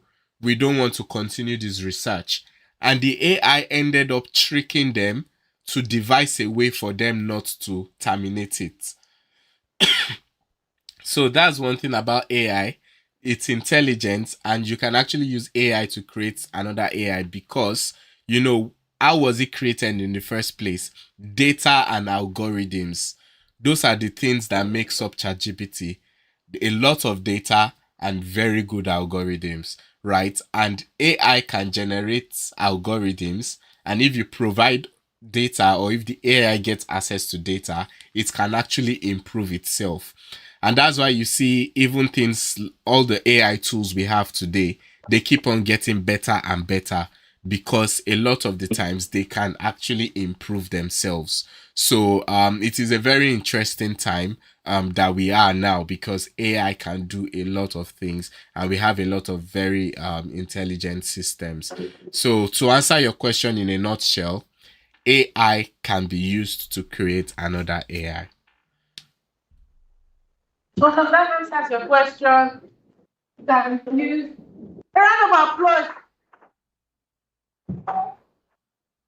Don't be switching with your clap. Thank you, thank you, thank you, thank you, thank you.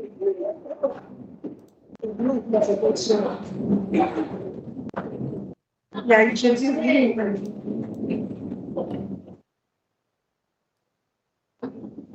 So, any more questions? No more questions. Yeah, also,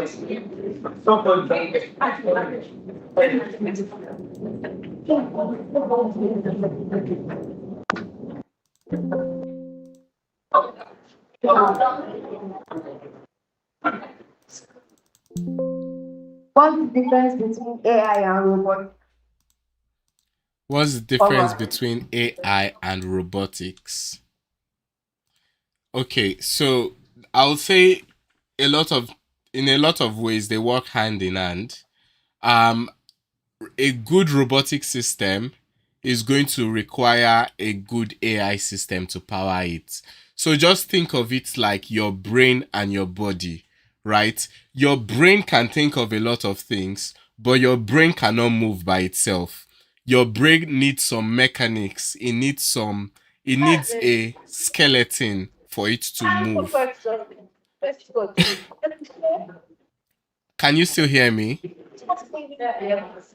Can you still hear me? Okay.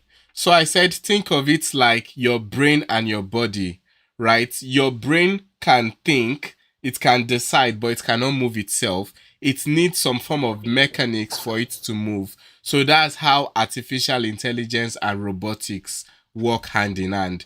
The AI is the brain system, but you can now apply that brain system into a body. And when you think of robotics, don't just think of humanoids or Terminator. Robots can be in various ways. For example, have you heard of Teslas before? Self-driving cars, right? A self-driving car is a robot.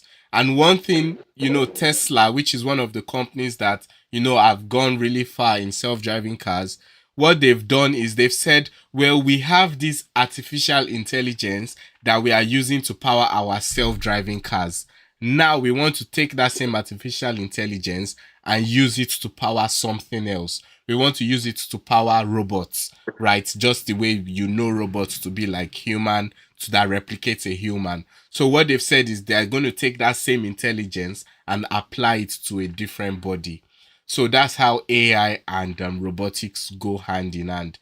A good robotic system is going to need a good AI system to power it. So I hope that answers your question.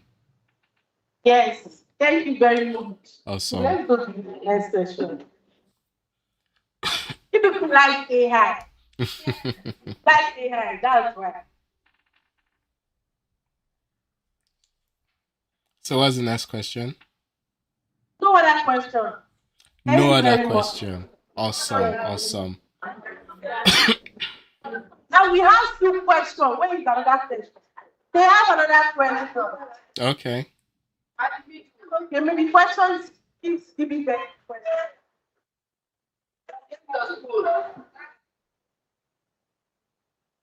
My name is Veldarr.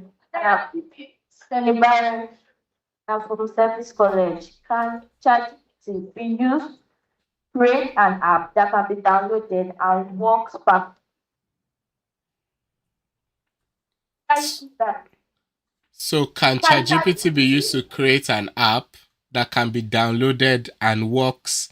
Did she say perfectly? Yes. And works perfectly. Maybe app that you can deploy on Play Store, App Store. Yeah. People can download. That's also an intelligent question. I think you guys are really, really an intelligent bunch. Because the reason why I like that question is the last word at the end, perfectly, right? It can work, but you want it to work perfectly. So for you to get ChatGPT to build an app, that can be deployed to the Play Store and work perfectly, is not going to be as simple as creating just any app, right? And which falls back to something I said about AI. When you're using these AI tools, don't let them replace your brain.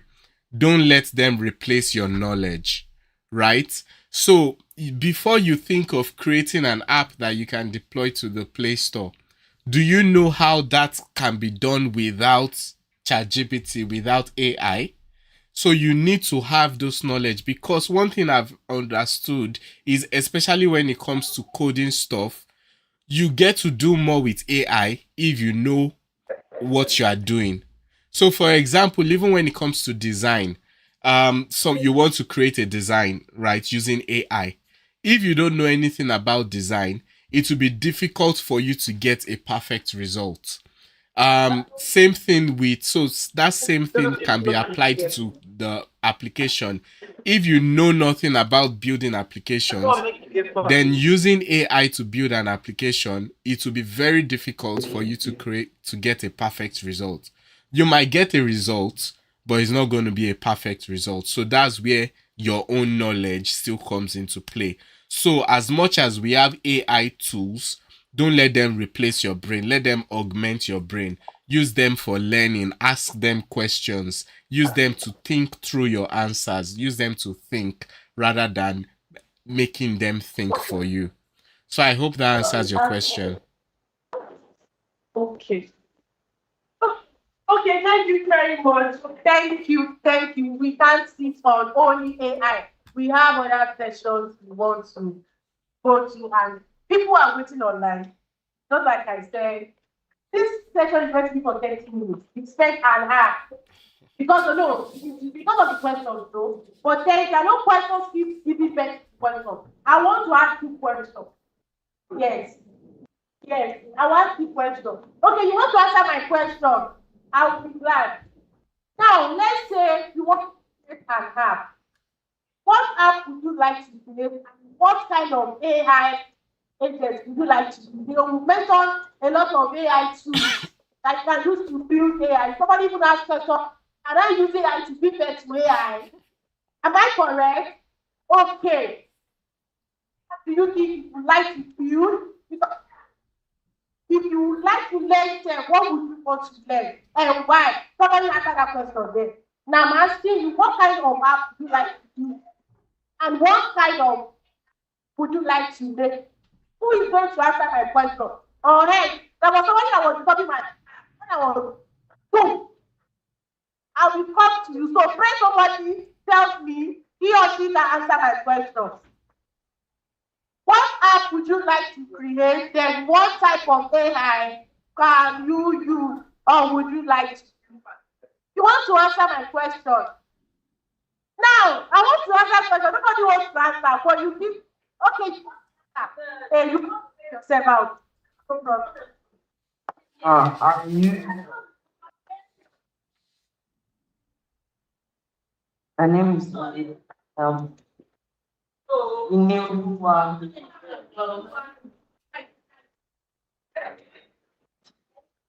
Women's Comprehensive College. So the app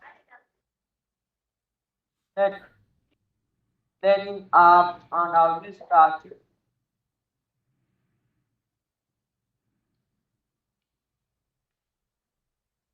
Like to create a learning app and I'll use that.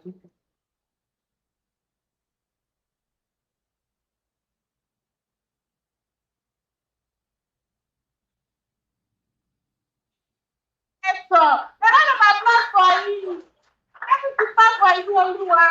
If you Oluwa wants to create an application that is like AI, like ChatGPT, that you can go there, so that means you want to build up AI into an app.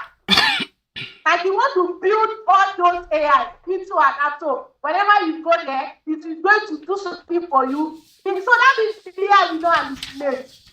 If I ask, what can I use for headache? It will not tell me that I should go and stay inside rain. Eh?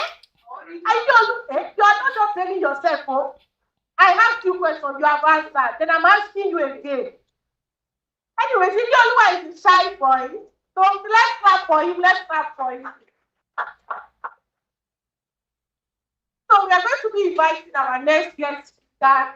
So she's going to be joining us online. Don't worry, there will not be network glitch. Let's pray between it. Oh, we pray that there will not be network. So we are going to be inviting Victoria. Victoria is a thoughtful and resilient tech professional passionate about using low-cost solutions to drive innovation and impact. She's a Power Platform developer, Microsoft, and she tries as the intersection of technology, leadership, and purpose, building applications that simplifies processes and empower people. Whether mentoring aspiring developers, that's people that want to start building apps, collaborating across departments, or solving complex business challenges. She leads with excellence, clarity, and care. Ladies and gentlemen, let's welcome Miss Victoria Eromnai. Hello, everyone. Thank you.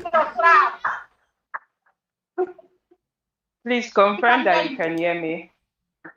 Yes, I can hear you. All right. Thank you. Thank you, everyone. Thank you for the warm welcome. It's a privilege to be here, and I'm grateful for.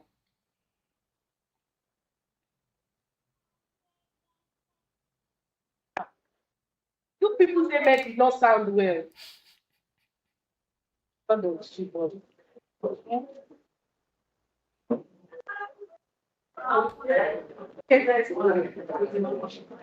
Oh, they have something they do in the manual way. For example, they go to the office every morning or go to the school every morning. Staffs have to fill in their name and the time they signed in a paper, in a book. So what I do for organization is I help them to build applications that would cancel or rule out the process of paper. So today I'm just here to tell you a story, and it's the story of how I got into tech. So I in banking and finance. So in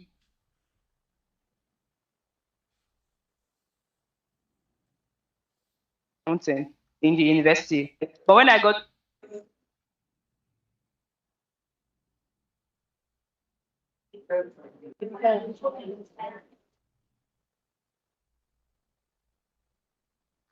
I had a friend that was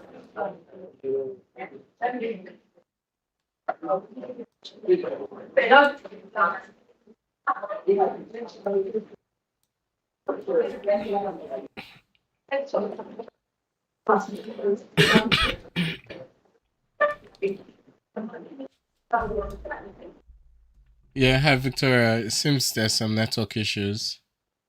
That's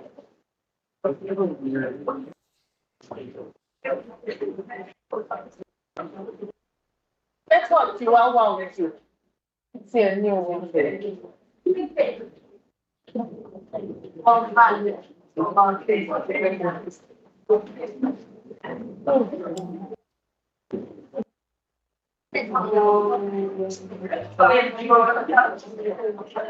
Hello, can anybody hear me? Can you hear Victoria? All right. Sorry, it's raining here and the network is quite bad, so I have to turn off my camera.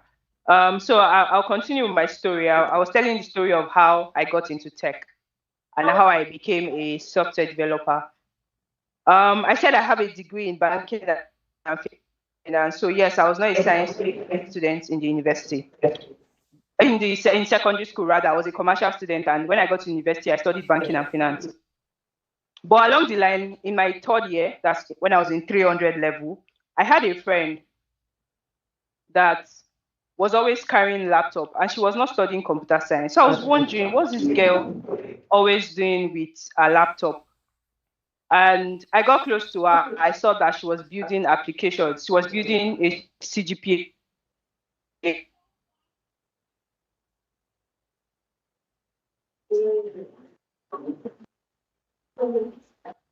So we've lost you, Vicky.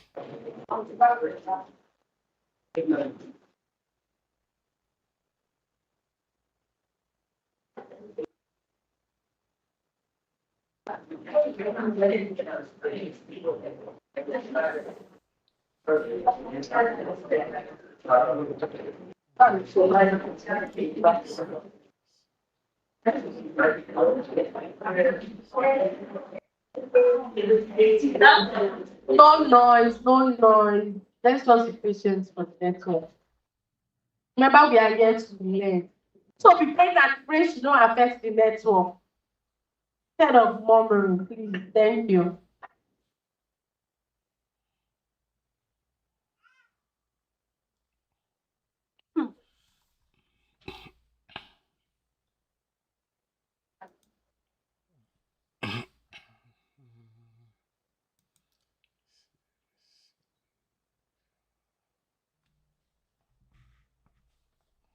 Okay, 1 second. We're trying to resolve this.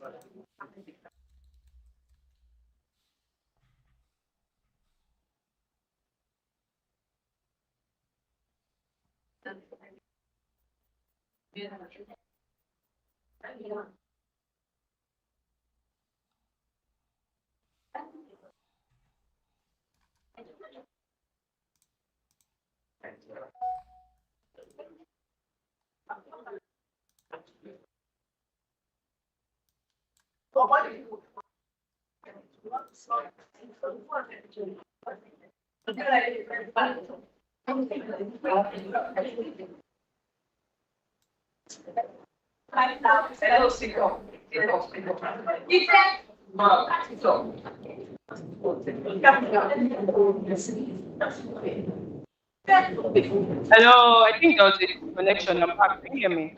Yes. All right.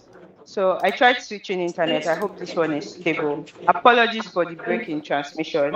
It's raining here, and that's why we have faulty internet. Okay, so I'm going to proceed. I said I have some lessons to share from my story, and these lessons are things that I picked out from my story because I had to learn on my own. Sometimes it's not easy to learn on your own. At some point, you get stuck because I remember situations where I had to reach out to my friends that were software engineers and everybody was busy. It's normal, people are busy, but I had to forge ahead. So, one of the lessons I'm going to say is have a fearless mindset. If you want to, I joined a bit earlier than when my session was to start, and I heard some of us asking questions. And there were questions on can you use AI to build another AI and all that. Yes, if you decide to eventually pick up a tech skill or get into tech, you have to have a fearless mindset because when you start the journey, at some point the road might be rough, at some point you might be discouraged. At some point, you might feel, oh, for example, if you need to learn tech, you need resources, you need a laptop for some tech roles. You need to also have steady internet. All those things does not come for free. And sometimes you might be a little bit down on cash. You will not have the opportunity to get those things. It should not discourage you. You have to have a fearless mindset. And one other thing I want to say is don't be too rigid. Sometimes when you pick up a tech skill, or okay, I want to venture into graphics design. Graphics design is very broad. There's the UI UX design part of it, there's the flyer design part of it. But if you are too rigid, you say, oh no, it's graphics design I want to learn. I'm not going to add any other skill to it. And sometimes tech evolves. Today, a lot of persons would, before now, we were using Corel Draw to design flyers and all that. But now, people have gone past that. They now use Photoshop. Some people even use Figma to design flyers.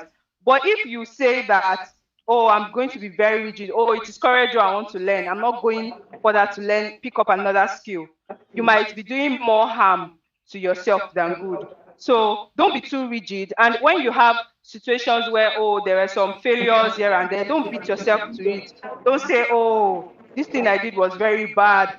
For example, you built an AI that is supposed to answer people questions, but the AI was not configured well. The algorithms were not working properly.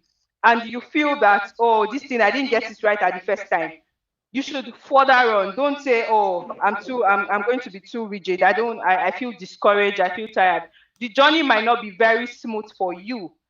And I'm not trying to scare you, no, but I'm just telling you the fact. At the beginning or at the process of your career, the journey might not be very, very, very smooth. But we used to say whatever we want to do, as long as we have the courage to do them, we would do them. So don't be too rigid on yourself. I'm going to go over what I said earlier on. I said you should have a fearless mindset, be brave, yes, be courageous. Don't feel intimidated by anyone. I want to learn this thing, I will learn it. Sometimes some people decide to move into tech, but they might not have the resources they need and they don't give up. So I don't expect any of us to give up when we want to get into tech. Also, one other thing I'm going to mention is that we are to ask questions. Don't say, oh, my question seems like it is very stupid. There is no stupid question. Ask questions. Don't be scared. Don't be afraid to ask questions, because it is when you ask those questions, you from experts you get responses, and you would know, oh, this is not the right way to do this. So ask questions. Ask that dumb question. Sometimes you might feel, oh, this question is too dumb. This question is too stupid. No, there's no stupid question. There's no dumb question. Ask. Don't be too shy to ask questions. Just make sure that you are asking the questions. And another lesson that I'm going to mention that I've learned along my journey is the ability to fail forward. Don't be too scared. Some people say, oh, I don't want to hurt myself. I don't want to do this. And they are trying to maintain only one aspect of things. Don't be too scared to take steps. Fail forward. Decide that, oh, I'm going to try this thing. If I fail, it's fine. I'm going to go back and redo it. I don't know if we can still hear me. I want us to confirm that we can still hear me. We can hear you. All right, thank you very much. So those are the lessons I'm going to drop, and I'm going to say that everybody can get into tech. Everybody can get into tech.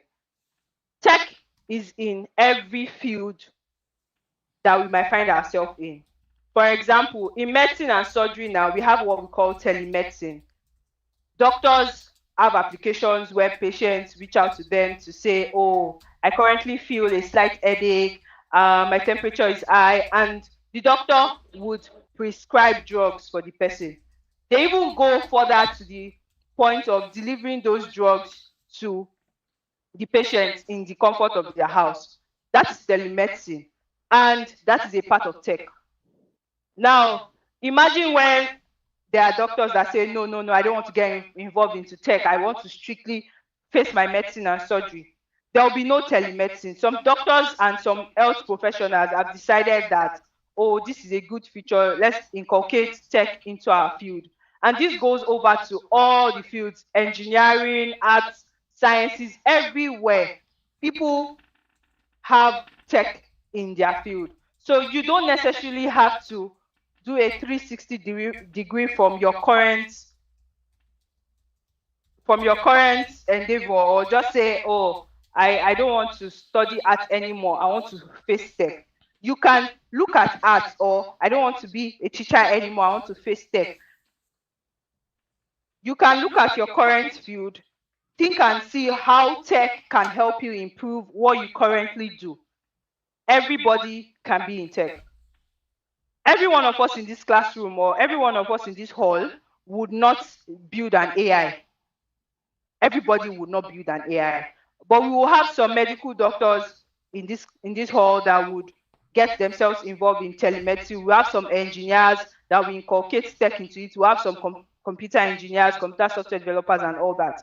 So yes, every field has tech in it, even educationists. Every field has tech in it, and everybody can be in tech. So have it at the back of your mind that I don't necessarily have to do a 360 degree turn from what I'm currently doing. I can also inculcate technology, because a lot of us learned that technology can be defined as a process that makes work easier and faster. So everything that you're doing, you can inculcate technology into it. I'm going to round up here for today. Thank you for having me. If anyone has any question, available to take them. Thanks. Thank you so much, Vicky. Thank you very, very, very much for taking time out to be here. So yeah, if you have questions for Victoria.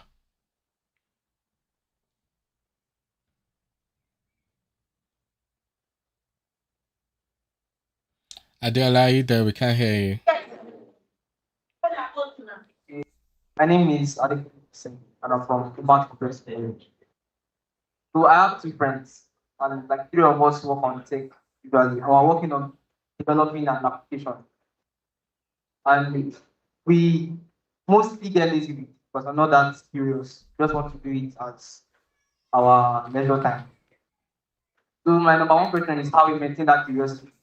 And second question is how the steps you have to take in order to create that application. All right. Thank you for your question. Firstly, how you maintain the curiosity. I feel that it's because you are involved in school activities and school is topmost priority. So you would not want to place your application beneath your learning in school. So firstly, you have to face your studies. But then if you devote time or if you and your friends decide to maintain the momentum and say, oh, let's be accountability partners to ourselves. We've decided to build an application. Let's hold ourselves responsible for doing this. That would help. Also, your next question, how do you go about it? Firstly, you need to ask yourself some questions. What is this application going to do? Who are your target audience? Who will be using this application?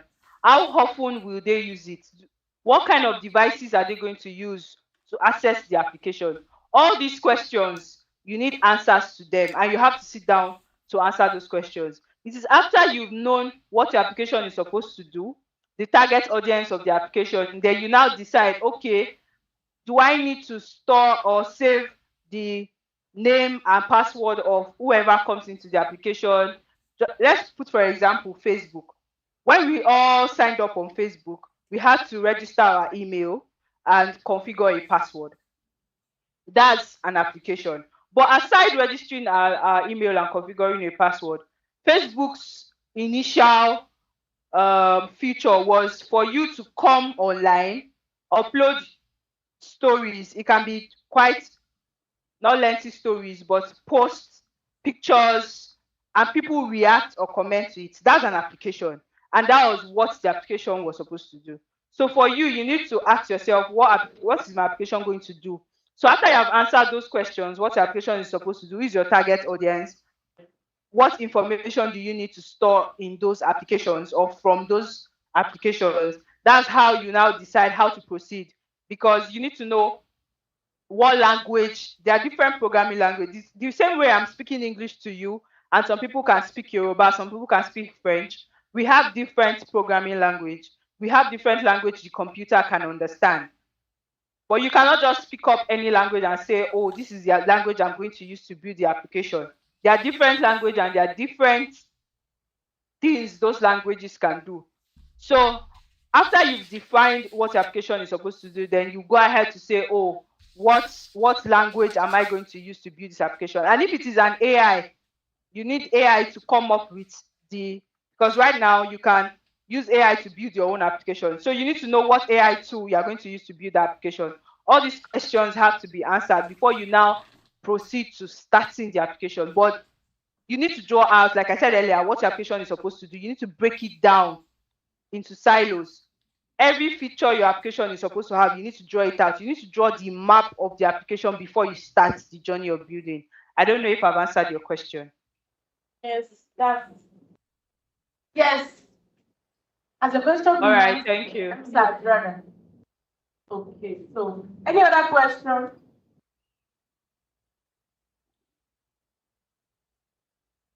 I want to know what you want to have. That would bring up the curiosity. Who asked the question? Somebody. Okay, yes. So did you get the answer? Once you know what will happen, that would make curiosity.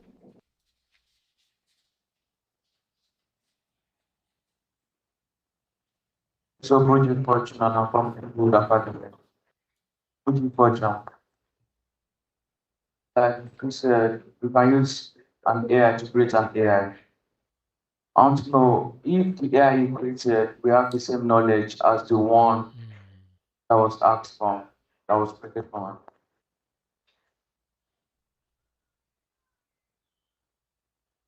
Okay, so if I get your question well, you're saying that if you use an AI tool to create another AI tool, will they have the same knowledge? So it depends on what your AI tool has access to. AI does not just get its information from anywhere. Those information are stored somewhere. So the next AI tool that you have created with an AI tool, does it have access to that information?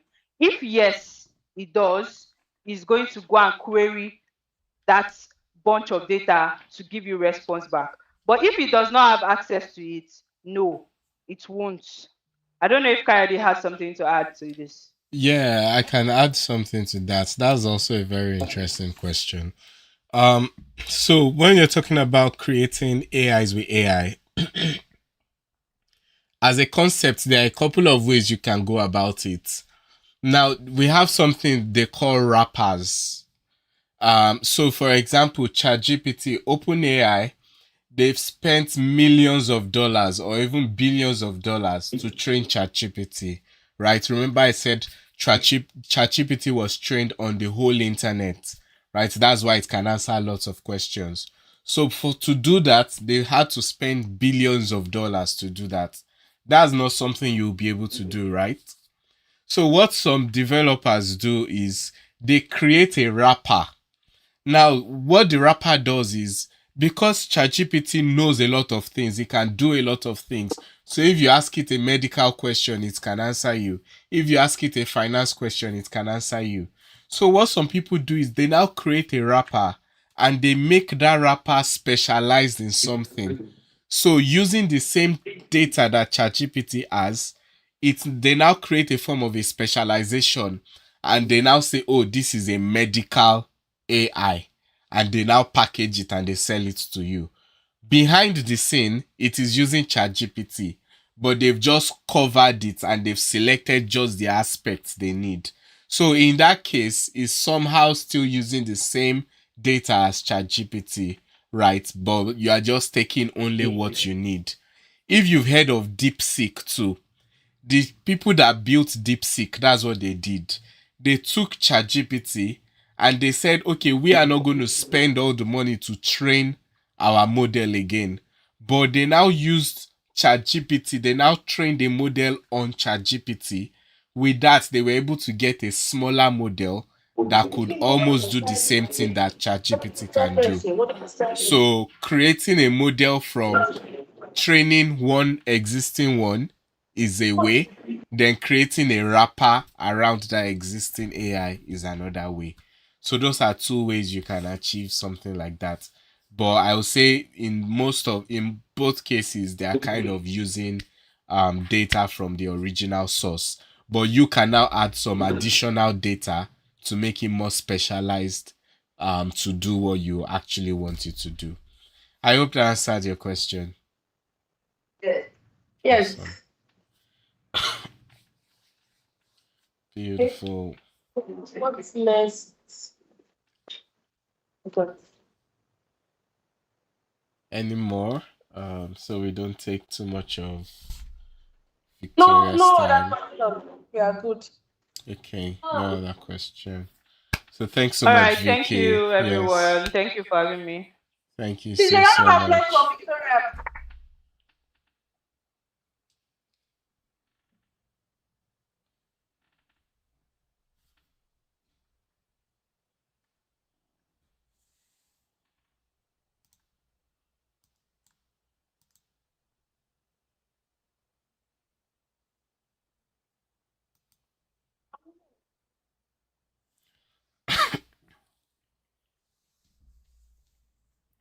Can you hear me, Adiola? I'm not hearing you guys.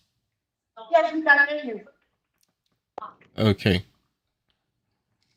So I hope everybody has gained something today. let's just go round. Let's people say what they've gained from today's session. So let's have that. I was asking you questions. Some of you were done. And they're not talking about both. From all life, from far beyond what I cannot end.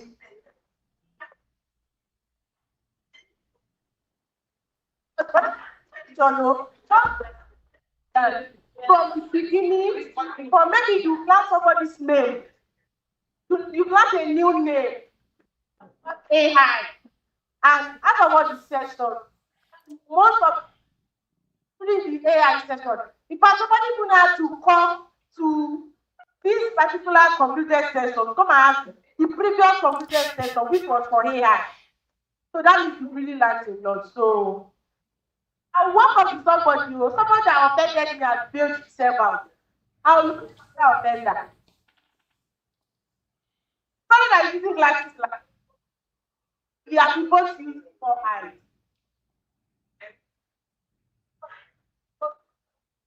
But what have you learned for the little time?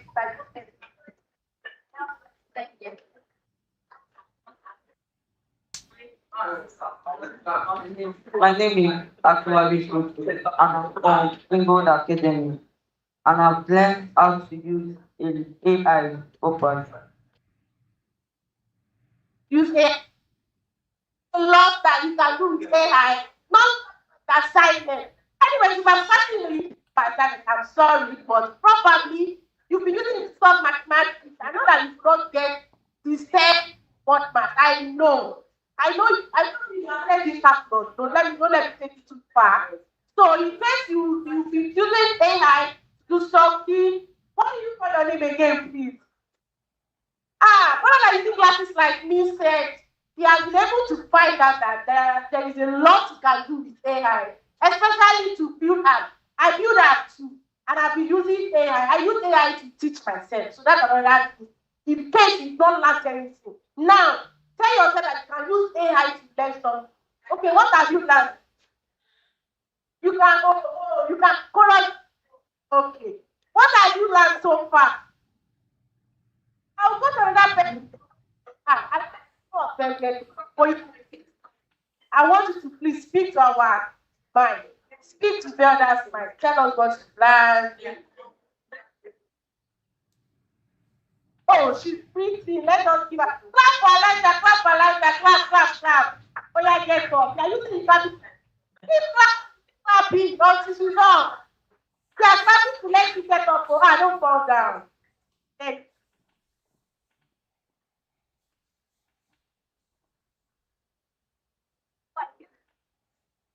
go out. AI. I didn't know that AI can be used to do that. When I took care of everything, I learned I can do that up. Okay. So I just said before she got here, so she can use AI to build use from start to finish. I've used AI to build. I can start counting and build multiple apps with low code and no code, low code or no code. I've used it to build app from start to finish. So that's with AI.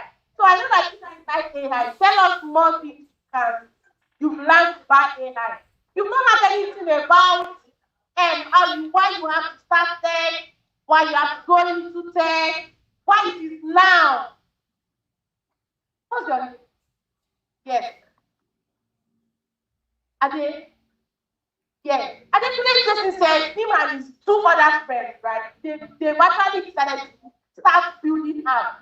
But he needs to be curious about it because if you don't really know what you want, there's no how you will be doing that. Oh, let me get that thing achieved so that you can start doing something.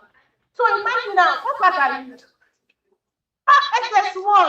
Give me a high five. Give me a high five. SS1. When I was in SS1, there was not even there might be AI then though. Yeah, AI then for long. but it's not that compulsory in my time. So, but now it makes it fun. And I've been doing a lot so with AI. So what have you learned? I'm even giving you hints. I'm giving you expo. Ah, oh my God. I don't know the names of your founders, called your CEO, but let me forgive you. So let me go. I see somebody. I see vast grace. I will not call the name of it. No other person wants to tell us something. Did I have to back? Hey, Jesus. Yes. Tell us something. Oh, hey.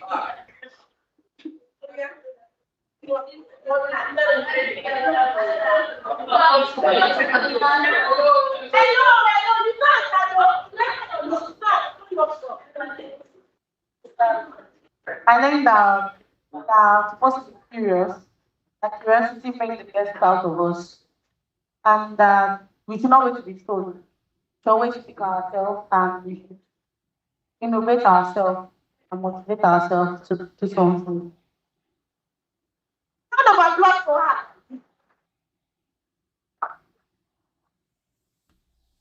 Oh. So now, to content what, please, what's your name again? What's your name again? Yes. Like what Miss Victoria mentioned too. Not everybody is going to be available for you. For example, when I started coaching, when I started low code and no code, people were available for me though, but they can only be available few minutes. I want to build the hour. I want to take me hours. Nobody's going to stay with you for hours. 10 minutes attention. For that 10 minutes, I get something out of it. And from that 10 minutes, I will have to make sure that what I want to get, I must get it. And I spend a week on it, on the working code. So once you have that mind that you want to do something, go for it. Don't let somebody call you that, oh, go and learn this. People just like how you read in school. Somebody will tell you to go and it's your punishment. Just relate it to what Miss Victoria has taught us and just to budget what our last speaker has said. Whoever wants to oh,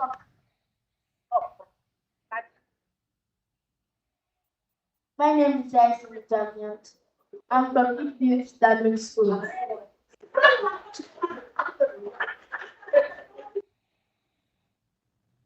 I learned that doctors are going to when I was there, I didn't know that doctors learn vets. But when I was here, I knew that doctors learn vets. a round of applause. Clap for her. Clap for her. My question is clap. Oh my God. Okay. Another person that wants to help us out. Now I'm giving you a spot. You are not knowing you are remembering. It's good, though. It's good.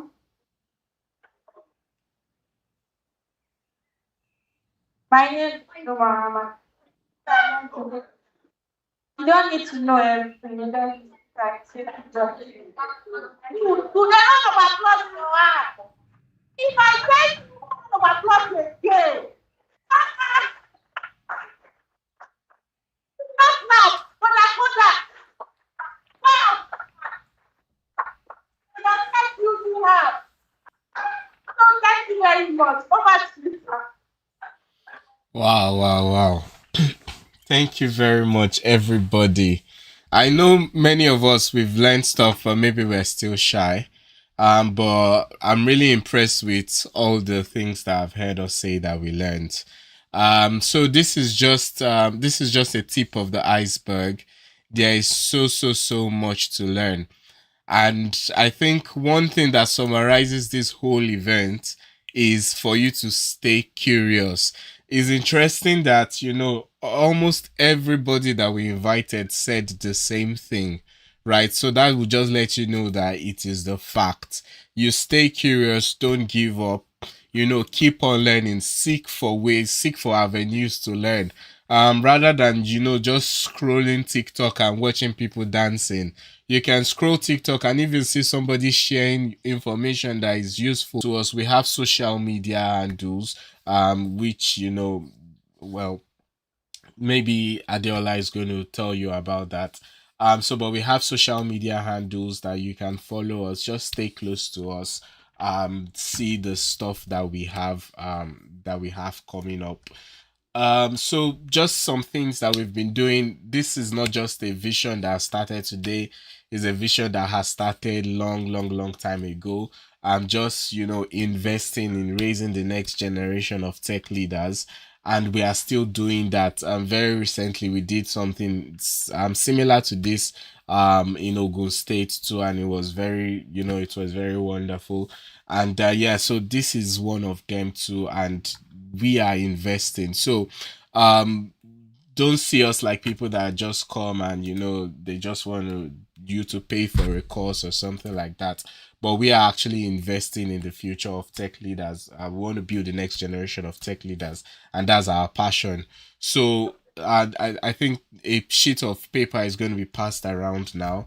If you're interested in any aspect of tech, just fill your name down, and I don't know if there's a field for you to write the tech you're interested in, but just put in your information, whether it's your number or your parents' number or something like that, just a way we can contact you and try to understand, what your visions are, what your plans are. And there are a couple of careers in tech. UI UX designer, I showed that Google thing, but there is actually a field on its own, right? So you can learn it properly. And you remember I said, these AI tools are better in the hand of professionals. So it's better you learn the actual skills, then you use AI tools to get better, to work faster. We have low code app development, which is what I do. You can be a digital content creator, a video editor, and we have an awesome cinematographer and video editor in the house. Please, let's give her a round of applause. That's Rachel Kenny. You've been seeing her with the camera and all the gears. So let's thank her. She has really she has really taken, time out of her day to be here today. Thanks to you, Rachel Kenny, for coming around. So you can be a digital content creator, a video editor, you can be a data analyst, and you can work in IT support, you can be a graphic designer. We saw Samuel come earlier on, he's an awesome designer. Even the Veldarr logo that you see today, he was the one that, designed it and put in all of those things in place. So you can be all of these things, right? And at the end of the day, it takes your curiosity, your resilience, because as different people have said, it's never an easy journey. You have a lot of sleepless nights, right? It's never an easy journey, but at the end of the day, the goal is that, the end result is going to pay up. Is going to is going to be worth it at the end of the day. So you can be an animator, you can be a web design, and there are many more careers. So if there are things that you're interested in, just take time out, do your research, and commit to it. And try to speak with us if you need. I don't think we have flyers, but if you want a contact, somebody to reach out to, you can meet Adeola. You can get our contact from Adeola, and we'll be able to get you on your journey. The goal is we want to get you into tech, and at the end of the day, every field is going to be a tech field. Every company is going to be a tech company, because technology is just, it provides a lot of value to organizations. So we see medicine, we see transportation, everything is already being a tech company. So now is the time for you to actually get into tech. It's not too early. Don't think it's too early. Don't think you're too young. I have a friend who is in Canada now, very excellent. He's an excellent developer. Since before I even knew what a laptop was, he was already building applications, and now he's doing so well for himself. So it's not too early for you to start, thinking about your tech journey. So that's where I'm going to stop. I'm going to hand it over to Adeola and Rachel Kenny. to kind of coordinate some maybe quiz, and after that, we'll have the final words. Then, we take some photos and we, go back to our homes. I hope you've all had a great time. It's been awesome putting this together, and thank you all for coming around. Round of applause for goodness sake. Cannot be appreciating you guys. Clap for yourself. You cannot clap. Clap for yourself. For coming, clap for yourself. For saying coming under this weather. Clap for yourself. For being in school to say that you were able to come to the clap for yourself. For being in SS1, clap for yourself. In SS2, clap for yourself. In SS3, clap for yourself. So you can clap for yourself. Okay. I cannot clap for people. Okay. So now, over to my question. And if you know you offended me, maybe like after my session, you offended me. Okay, nice. Mommy has actually come to give me one very crispy gift now. If you answer my question, there is a gift for you. I know. Before you guys were judging my question, actually, I prepared a question for you guys. And mommy has started, and you spice it up. You are able to answer the question. Mommy is going to give you a gift. The other is giving you a gift. Clap for yourself. I don't know how to be up this time. I know. And I will start from one brother that is using glasses. If you know you were offended me, I will start with you. So, my question. So, if you know how to copy a text, like you want to copy a text, what shortcut will you use?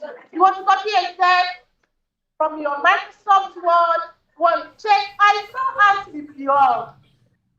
Oh, Jesus. Yeah, you guys like very, very well. Wow, you got that question. Mike, how will you? Controversy. But oh, because you for him. And then, if you go upstairs, you will feel warm. The weather is cold now.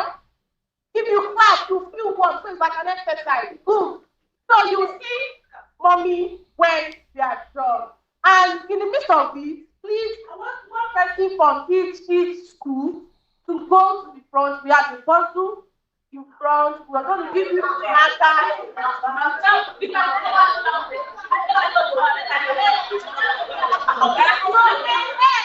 Hey. I'm the one I know the mind.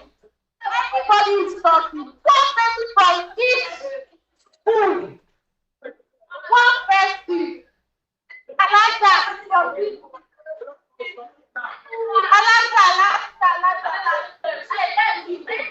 not coming. Go. Go. Don't you pretend. So. Yes. Hello. Can we be all seated? Can we be seated? Please, I need you to be seated. Now from service school. Service school, one person, stand up. Somebody's already out. Or you're from Vice Grace, out. One person from here, you, out. Romans, one school, one person. Yes, let's have you out. Yes. Who is coming out on behalf of your school? Let's have you. Thank you. One person from my grade. My Jane, yeah.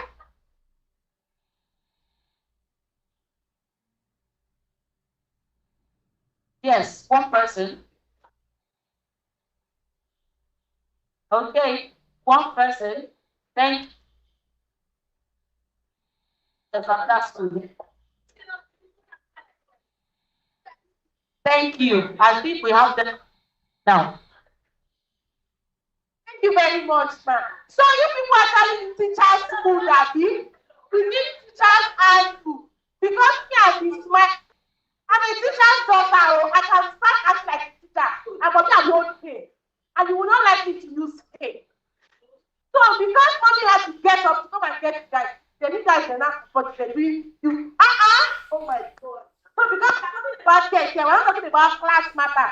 You guys are not seeing the scope. Very good.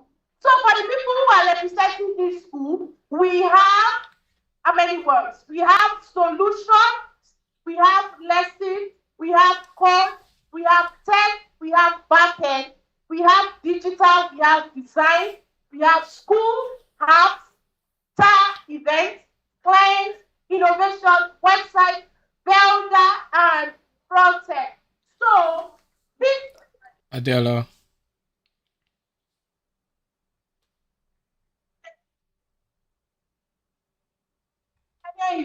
Yeah, can we face the camera to the stage?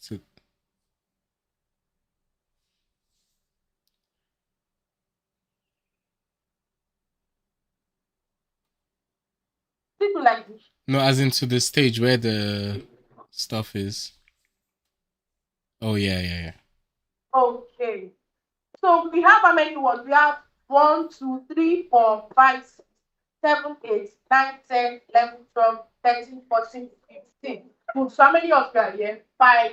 We have 9. Okay. So that means we have 6. We need 6 more people. So 6 more people. Social prefect, come. Thank you. Jesus. Is that what your post? When you go outside, you are social prefect now. Is there any prefect? Is there any head girl? Because I was the head girl of my own. Oh, Jesus! Head boy, head boy. Head boy, clap for head boy, clap for head boy. Head boy, head boy. Who is that girl like me? Who is that girl like me? Okay, assistant head. Yeah, assistant head girl. Let's do a head boy. Give me a five, give me a guy. Who is that girl?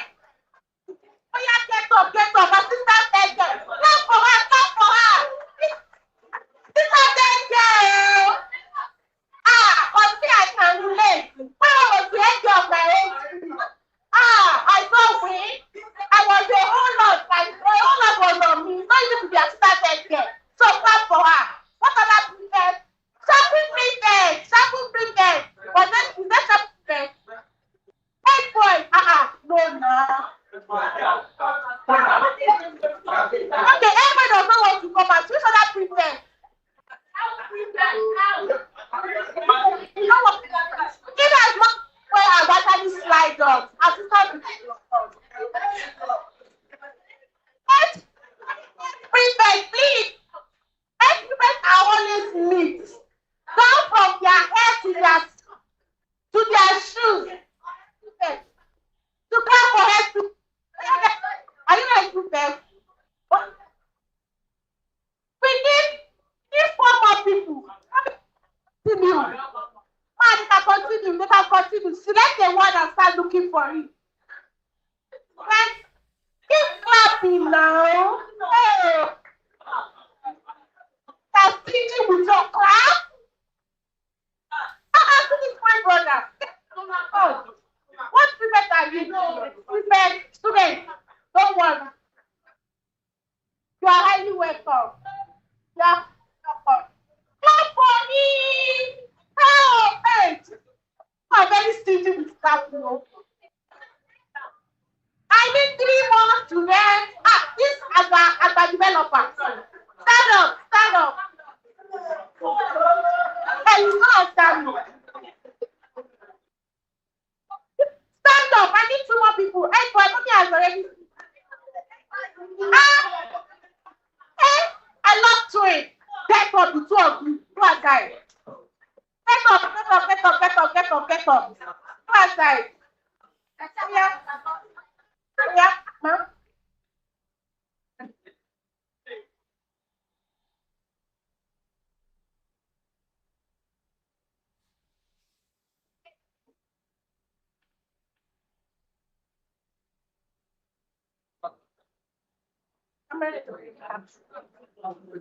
So now we have, I think I even have overpopulated.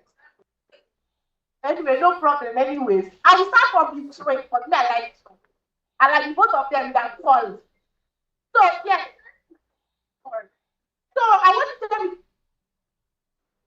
the company that has brought us here. I'm going to give you today because you'll be mentioning it, you'll be seeing it all transcripting.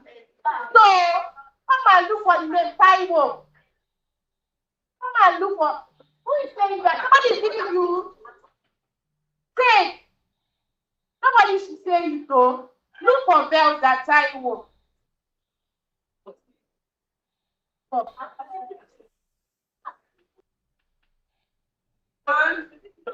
and look for Veldarr. Come and look for Veldarr.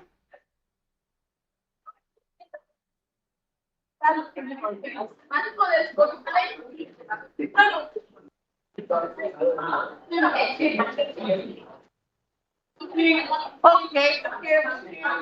So let me call another person. That eggplant that was actually running away. You can't find this. Okay. And there, you come and help Taiwo out. Come and look for Veldarr. Come and look for Veldarr. Look for Veldarr. To trace it, okay, let me give you a this house because you are mixed different. You trace this word. Look for the word like, oh, this is making sense. Then you sample it. Yes. So look for Veldarr. So follow this. You are equal, right? Well, give me a five. Give me a five. Molly. Oh yeah. How many to look for code?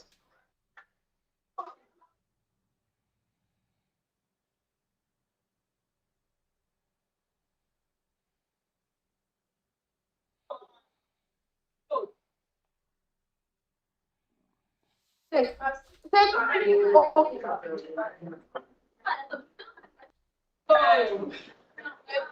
And hey, round of applause for Eggboy. Clap for him. Yes, Eggboy has been able to help us to find the word code. So now, that Eggboy, another Eggboy that mommy dragged out. Come. If you are not interested, don't worry, no. Okay?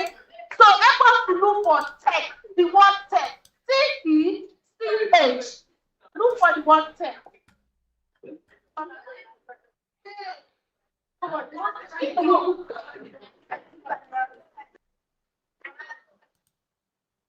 Okay? You people are still looking for Veldarr. Nobody sees my Okay, so right.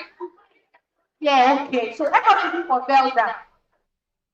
Have you found what did you okay? What's the name?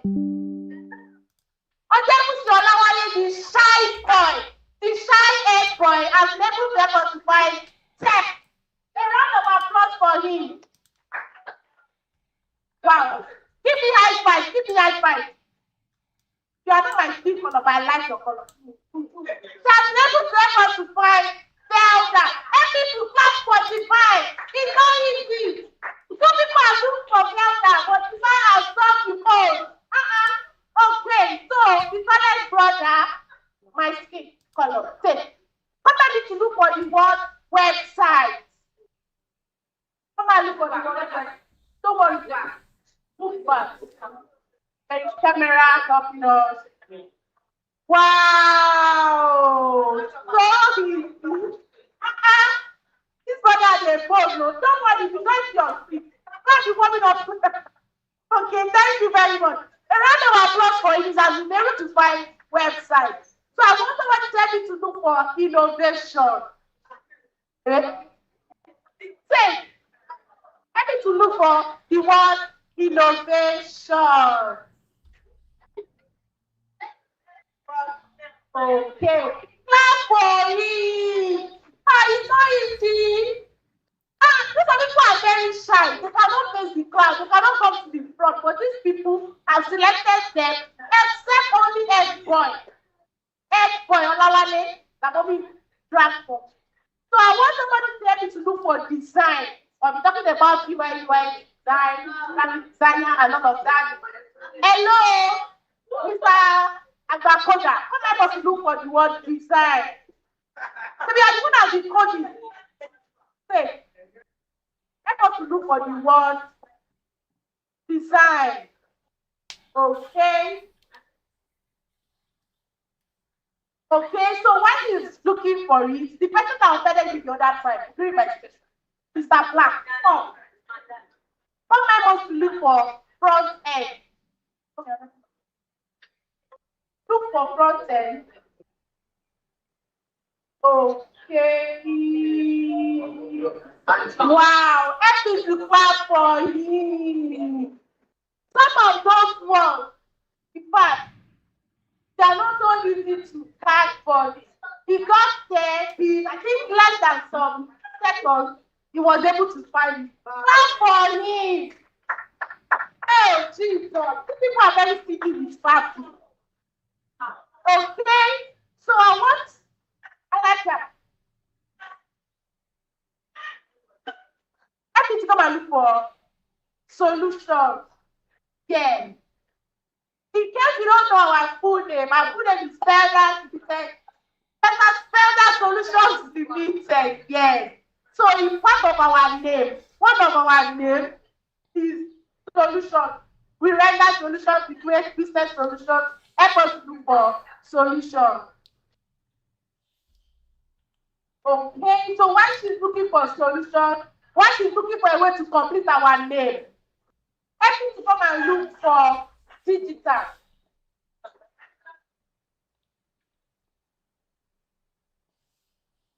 Help me to look for digital. Wow. A round of applause for them. Hey! Some people are thinking with party. Clap for them. Like clap for them. Thank you. So, I want please help me to look for school. What is the name of your school? The spelling of your school. It's not possible. You know what the benefit is. The spelling of school. It's not possible. Help me to look for school. Okay. Okay,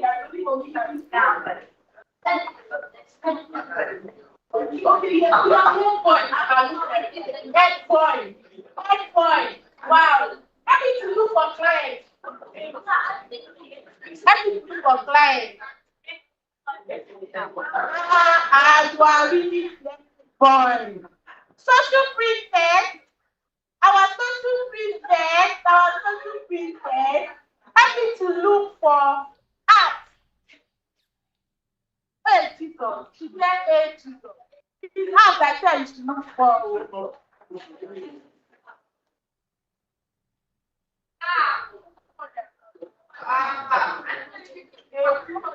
So let us find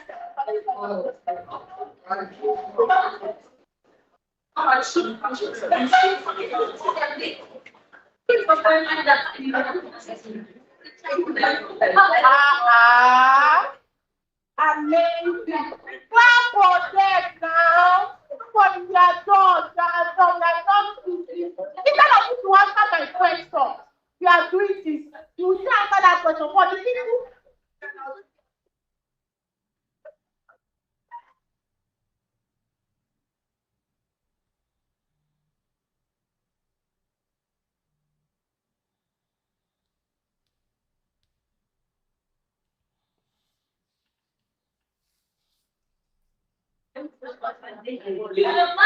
No, everything for tax event.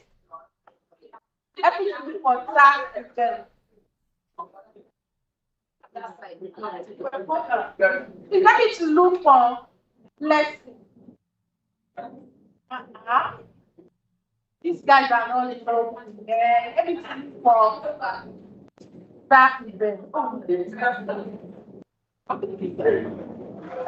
Okay.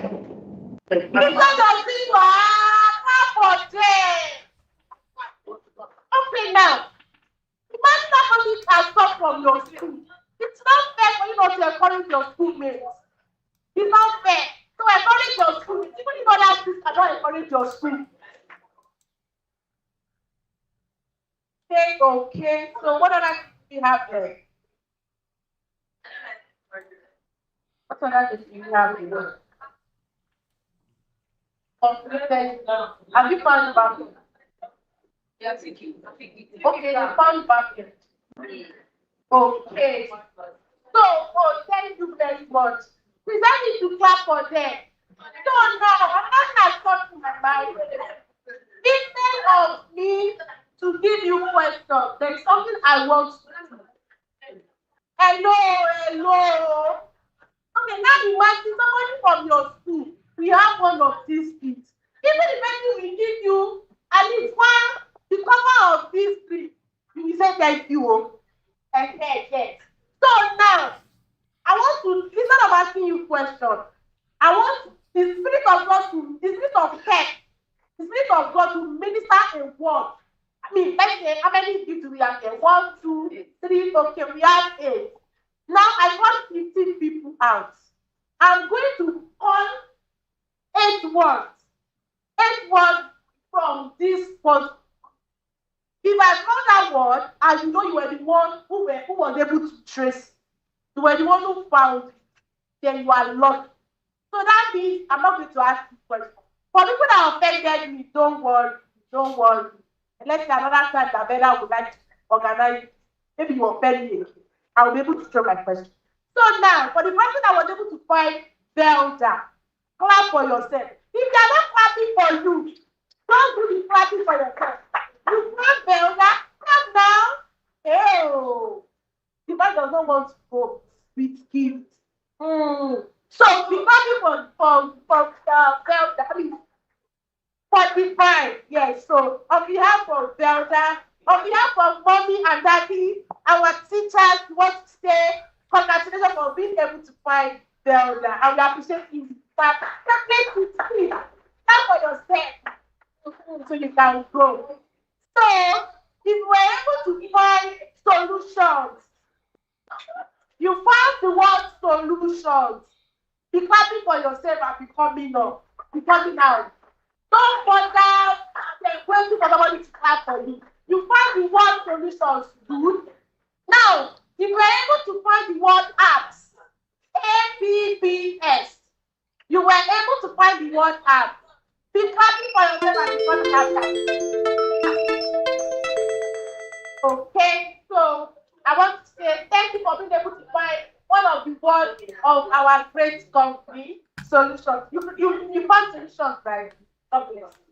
So now, I'll be giving our special prefect chocolate biscuit for being able to find the word app because we Veldarr Solutions Limited, we build amazing apps. We build apps from start to finish, well-functioning apps for your businesses, for your website, so you was able to find apps. Good. So, who was able to find tech? TECH. Wow. Hey. I want to say something. Come and stand here. Don't say God. Now, when I was calling this, you are ex-boy, right? When I was calling him, he did not want to come out. Until when they use teacher iron. You know, there's iron hand. There's teacher iron. Teacher iron came to. Who brought you out? Say it by yourself. This is a good one. You see yourself? Now I'll be taking you call test. And I will be giving you free drink. No problem. Clap for yourself. Don't clap for him yet, so clap for yourself. For being stubborn, clap for yourself. I will not be stubborn again, clap for yourself. Say, God, I think guy for me. Be going. Clap for him. Let me just say something like that. So I have 4 legs. Say for yourself. Which one have I not called? Okay. Front-end and back-end developer, they are very strong. They are very important in the tech space. No, those 2 people, they fight a lot, but they cannot leave themselves. So, if you find the word back-end and front-end, you have done yourself a sweet favor. That I will be giving you, maybe back-end and front-end, I will give somebody 1 drink, another front-end, and 1 biscuit. The both of you collaborate. Become me. Hey, the real one, front and back end, they don't want it. So you see them again, the people that front and back end, you don't want to come out. Be happy for yourself. Clap for yourself. You don't want to. Nice. When you have time, so this is very, very okay. Stage. Clap for yourself. You will not clap well. Front end developer, which one did you find? Back end, and you're doing and that one. Okay. So thank you. You are tired of saying during my session, but no problem. You are found faithful. Okay, so I have just two left. Okay, so if you were not in school today, or let's say you've not been enrolled to school, there is no how you have this opportunity. Yes or yes? Yes or yes? Yeah. If you're not in school, I'm not gonna call you your mommy's bedroom or your mommy's sitting room when you're playing game. So because you were in school today, that's why you are here today. So if you were able to find the word school, you have done yourself a sweet favor. I'll be giving you chocolate because me, I like sweet. Like so thank you. This one okay, so thank you very much. So the last person will be going with train. Oh my god. Which one? Have I got code? Have I got code? Wow, I love to code. I love to code. I enjoy debugging errors. I love it, sorry. I love to code. I can spend more than a week debugging one error. So because I love code, yeah, I will call you if you have been able to find the word code. I love to code though. So I will take the three, but who found it? Oh, it's 8 boy. 1 for 8 boy. Ah! See, let me tell you something. For you to be this God was mighty and the head boy. Ah, no. God for him again. And he was able to find the word code. But I love coding. Hope you record the Agakoda later. There is God for him, God for him. Thank you very much. So go and use this to step down after debugging every code, every error in your code. Please, I need to clap for everybody who has come aside to participate in our game. It's not easy. It was a little brain, it was a brain teaser. So for them to start looking for this one was from front to the back, another one back to the front, another one was even slant, but they were able to solve the problem. So now we have come to the end of the session. I know even if the weather is somehow, you'll be able to laugh. If you have not laughed, you'll be able to smile. If you have not been able to smile, you've learned something, especially during the session of AI. There were questions was giving birth to questions. Even the person I know even had the session of asking questions, ask questions during AI. Yes or yes? Some people are making noise so because I'm not a teacher, but I'm a teacher's daughter. Okay. So now we have come to the end of the session, and we want to call on Mr. Abiwale Ajayi to please come and give us what of. For that thing. Hey, Jesus! Daddy has been there. Daddy has been with us from the time you don't even know.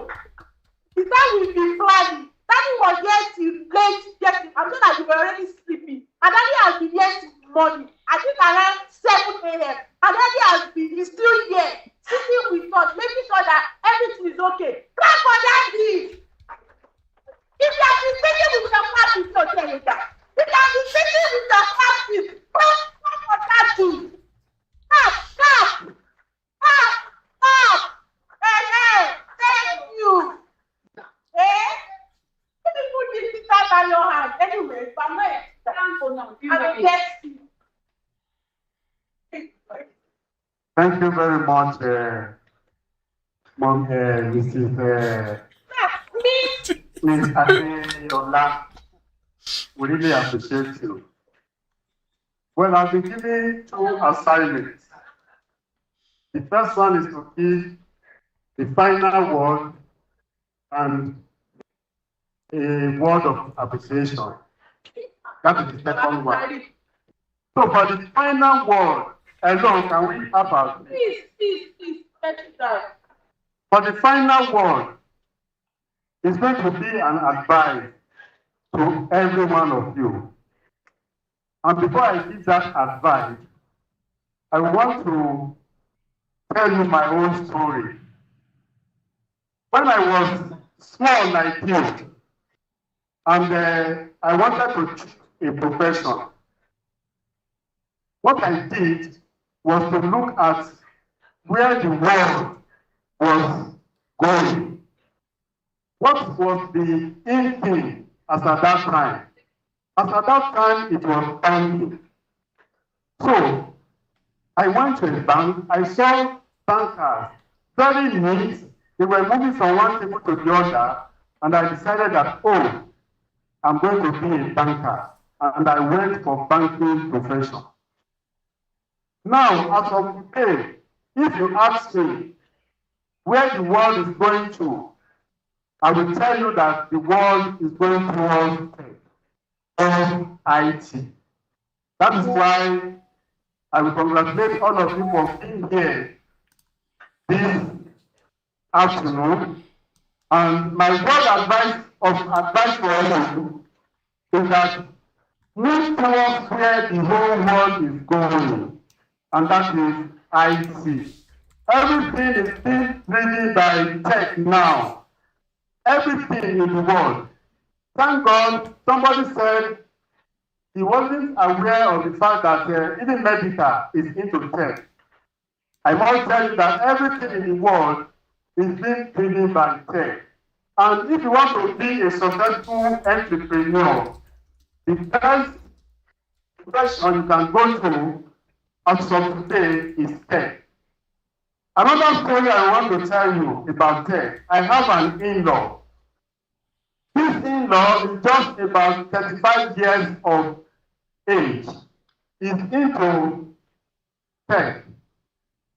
And between me and you, this guy is worth over 5 billion. 5 billion as of today because of tech activity. So my word of advice for you is when you are choosing a profession, please, go tech. When you talk of AI, we are talking of tech. When you talk of even Google, if you want to go to Kano today now, a village in Kano, hello, can we hear? If you want to go to a village in Kano today, and you don't know the way to that village, you can ask her. That will take you from where we are standing, we direct you, turn left, turn right, go straight, until you get to that village in Kano. So my word of advice, finally, like I said, is think tech and go tech. The Lord will guide you in your choice of career in Jesus' name. Then for the word of appreciation, I would like to really applaud God for making this day to have taken place, and it has been very successful. So let somebody shout hallelujah. Then I want to appreciate Mrs. Ogutola, that is the proprietor of the anti-press school. They have really assisted us. They have really assisted us in getting the information across the school. Mommy, we really appreciate you. God bless you. Then I want to appreciate all the proprietors who have released new students to come and be part of this training. We appreciate them all. I pray that God will continue to strengthen them in Jesus' name. And the teachers that are here that follow new students to this place, we really appreciate you too. God bless you in Jesus' name. And to my wonderful students, in fact, the greatest of the appreciation goes to you. One, if you had not come, this training wouldn't have taken place. And if you had come and you have been very dull, it wouldn't have been very interesting. You have made it very, very interesting. Please clap for yourself again. I can see the people I can see here, I can see that you are future leaders. I can see that you are future tech drivers. And I pray that God will take you there in Jesus' name. You have been very wonderful, you know. Your participation has been awesome. Very nice, very lovely. God bless you all.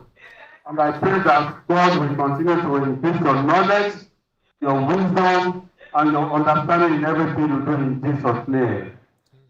So, to our daddies, the participators, everybody will appreciate you. And I want to appreciate even the managing director of Veldarr for putting it very necessary to organize this training.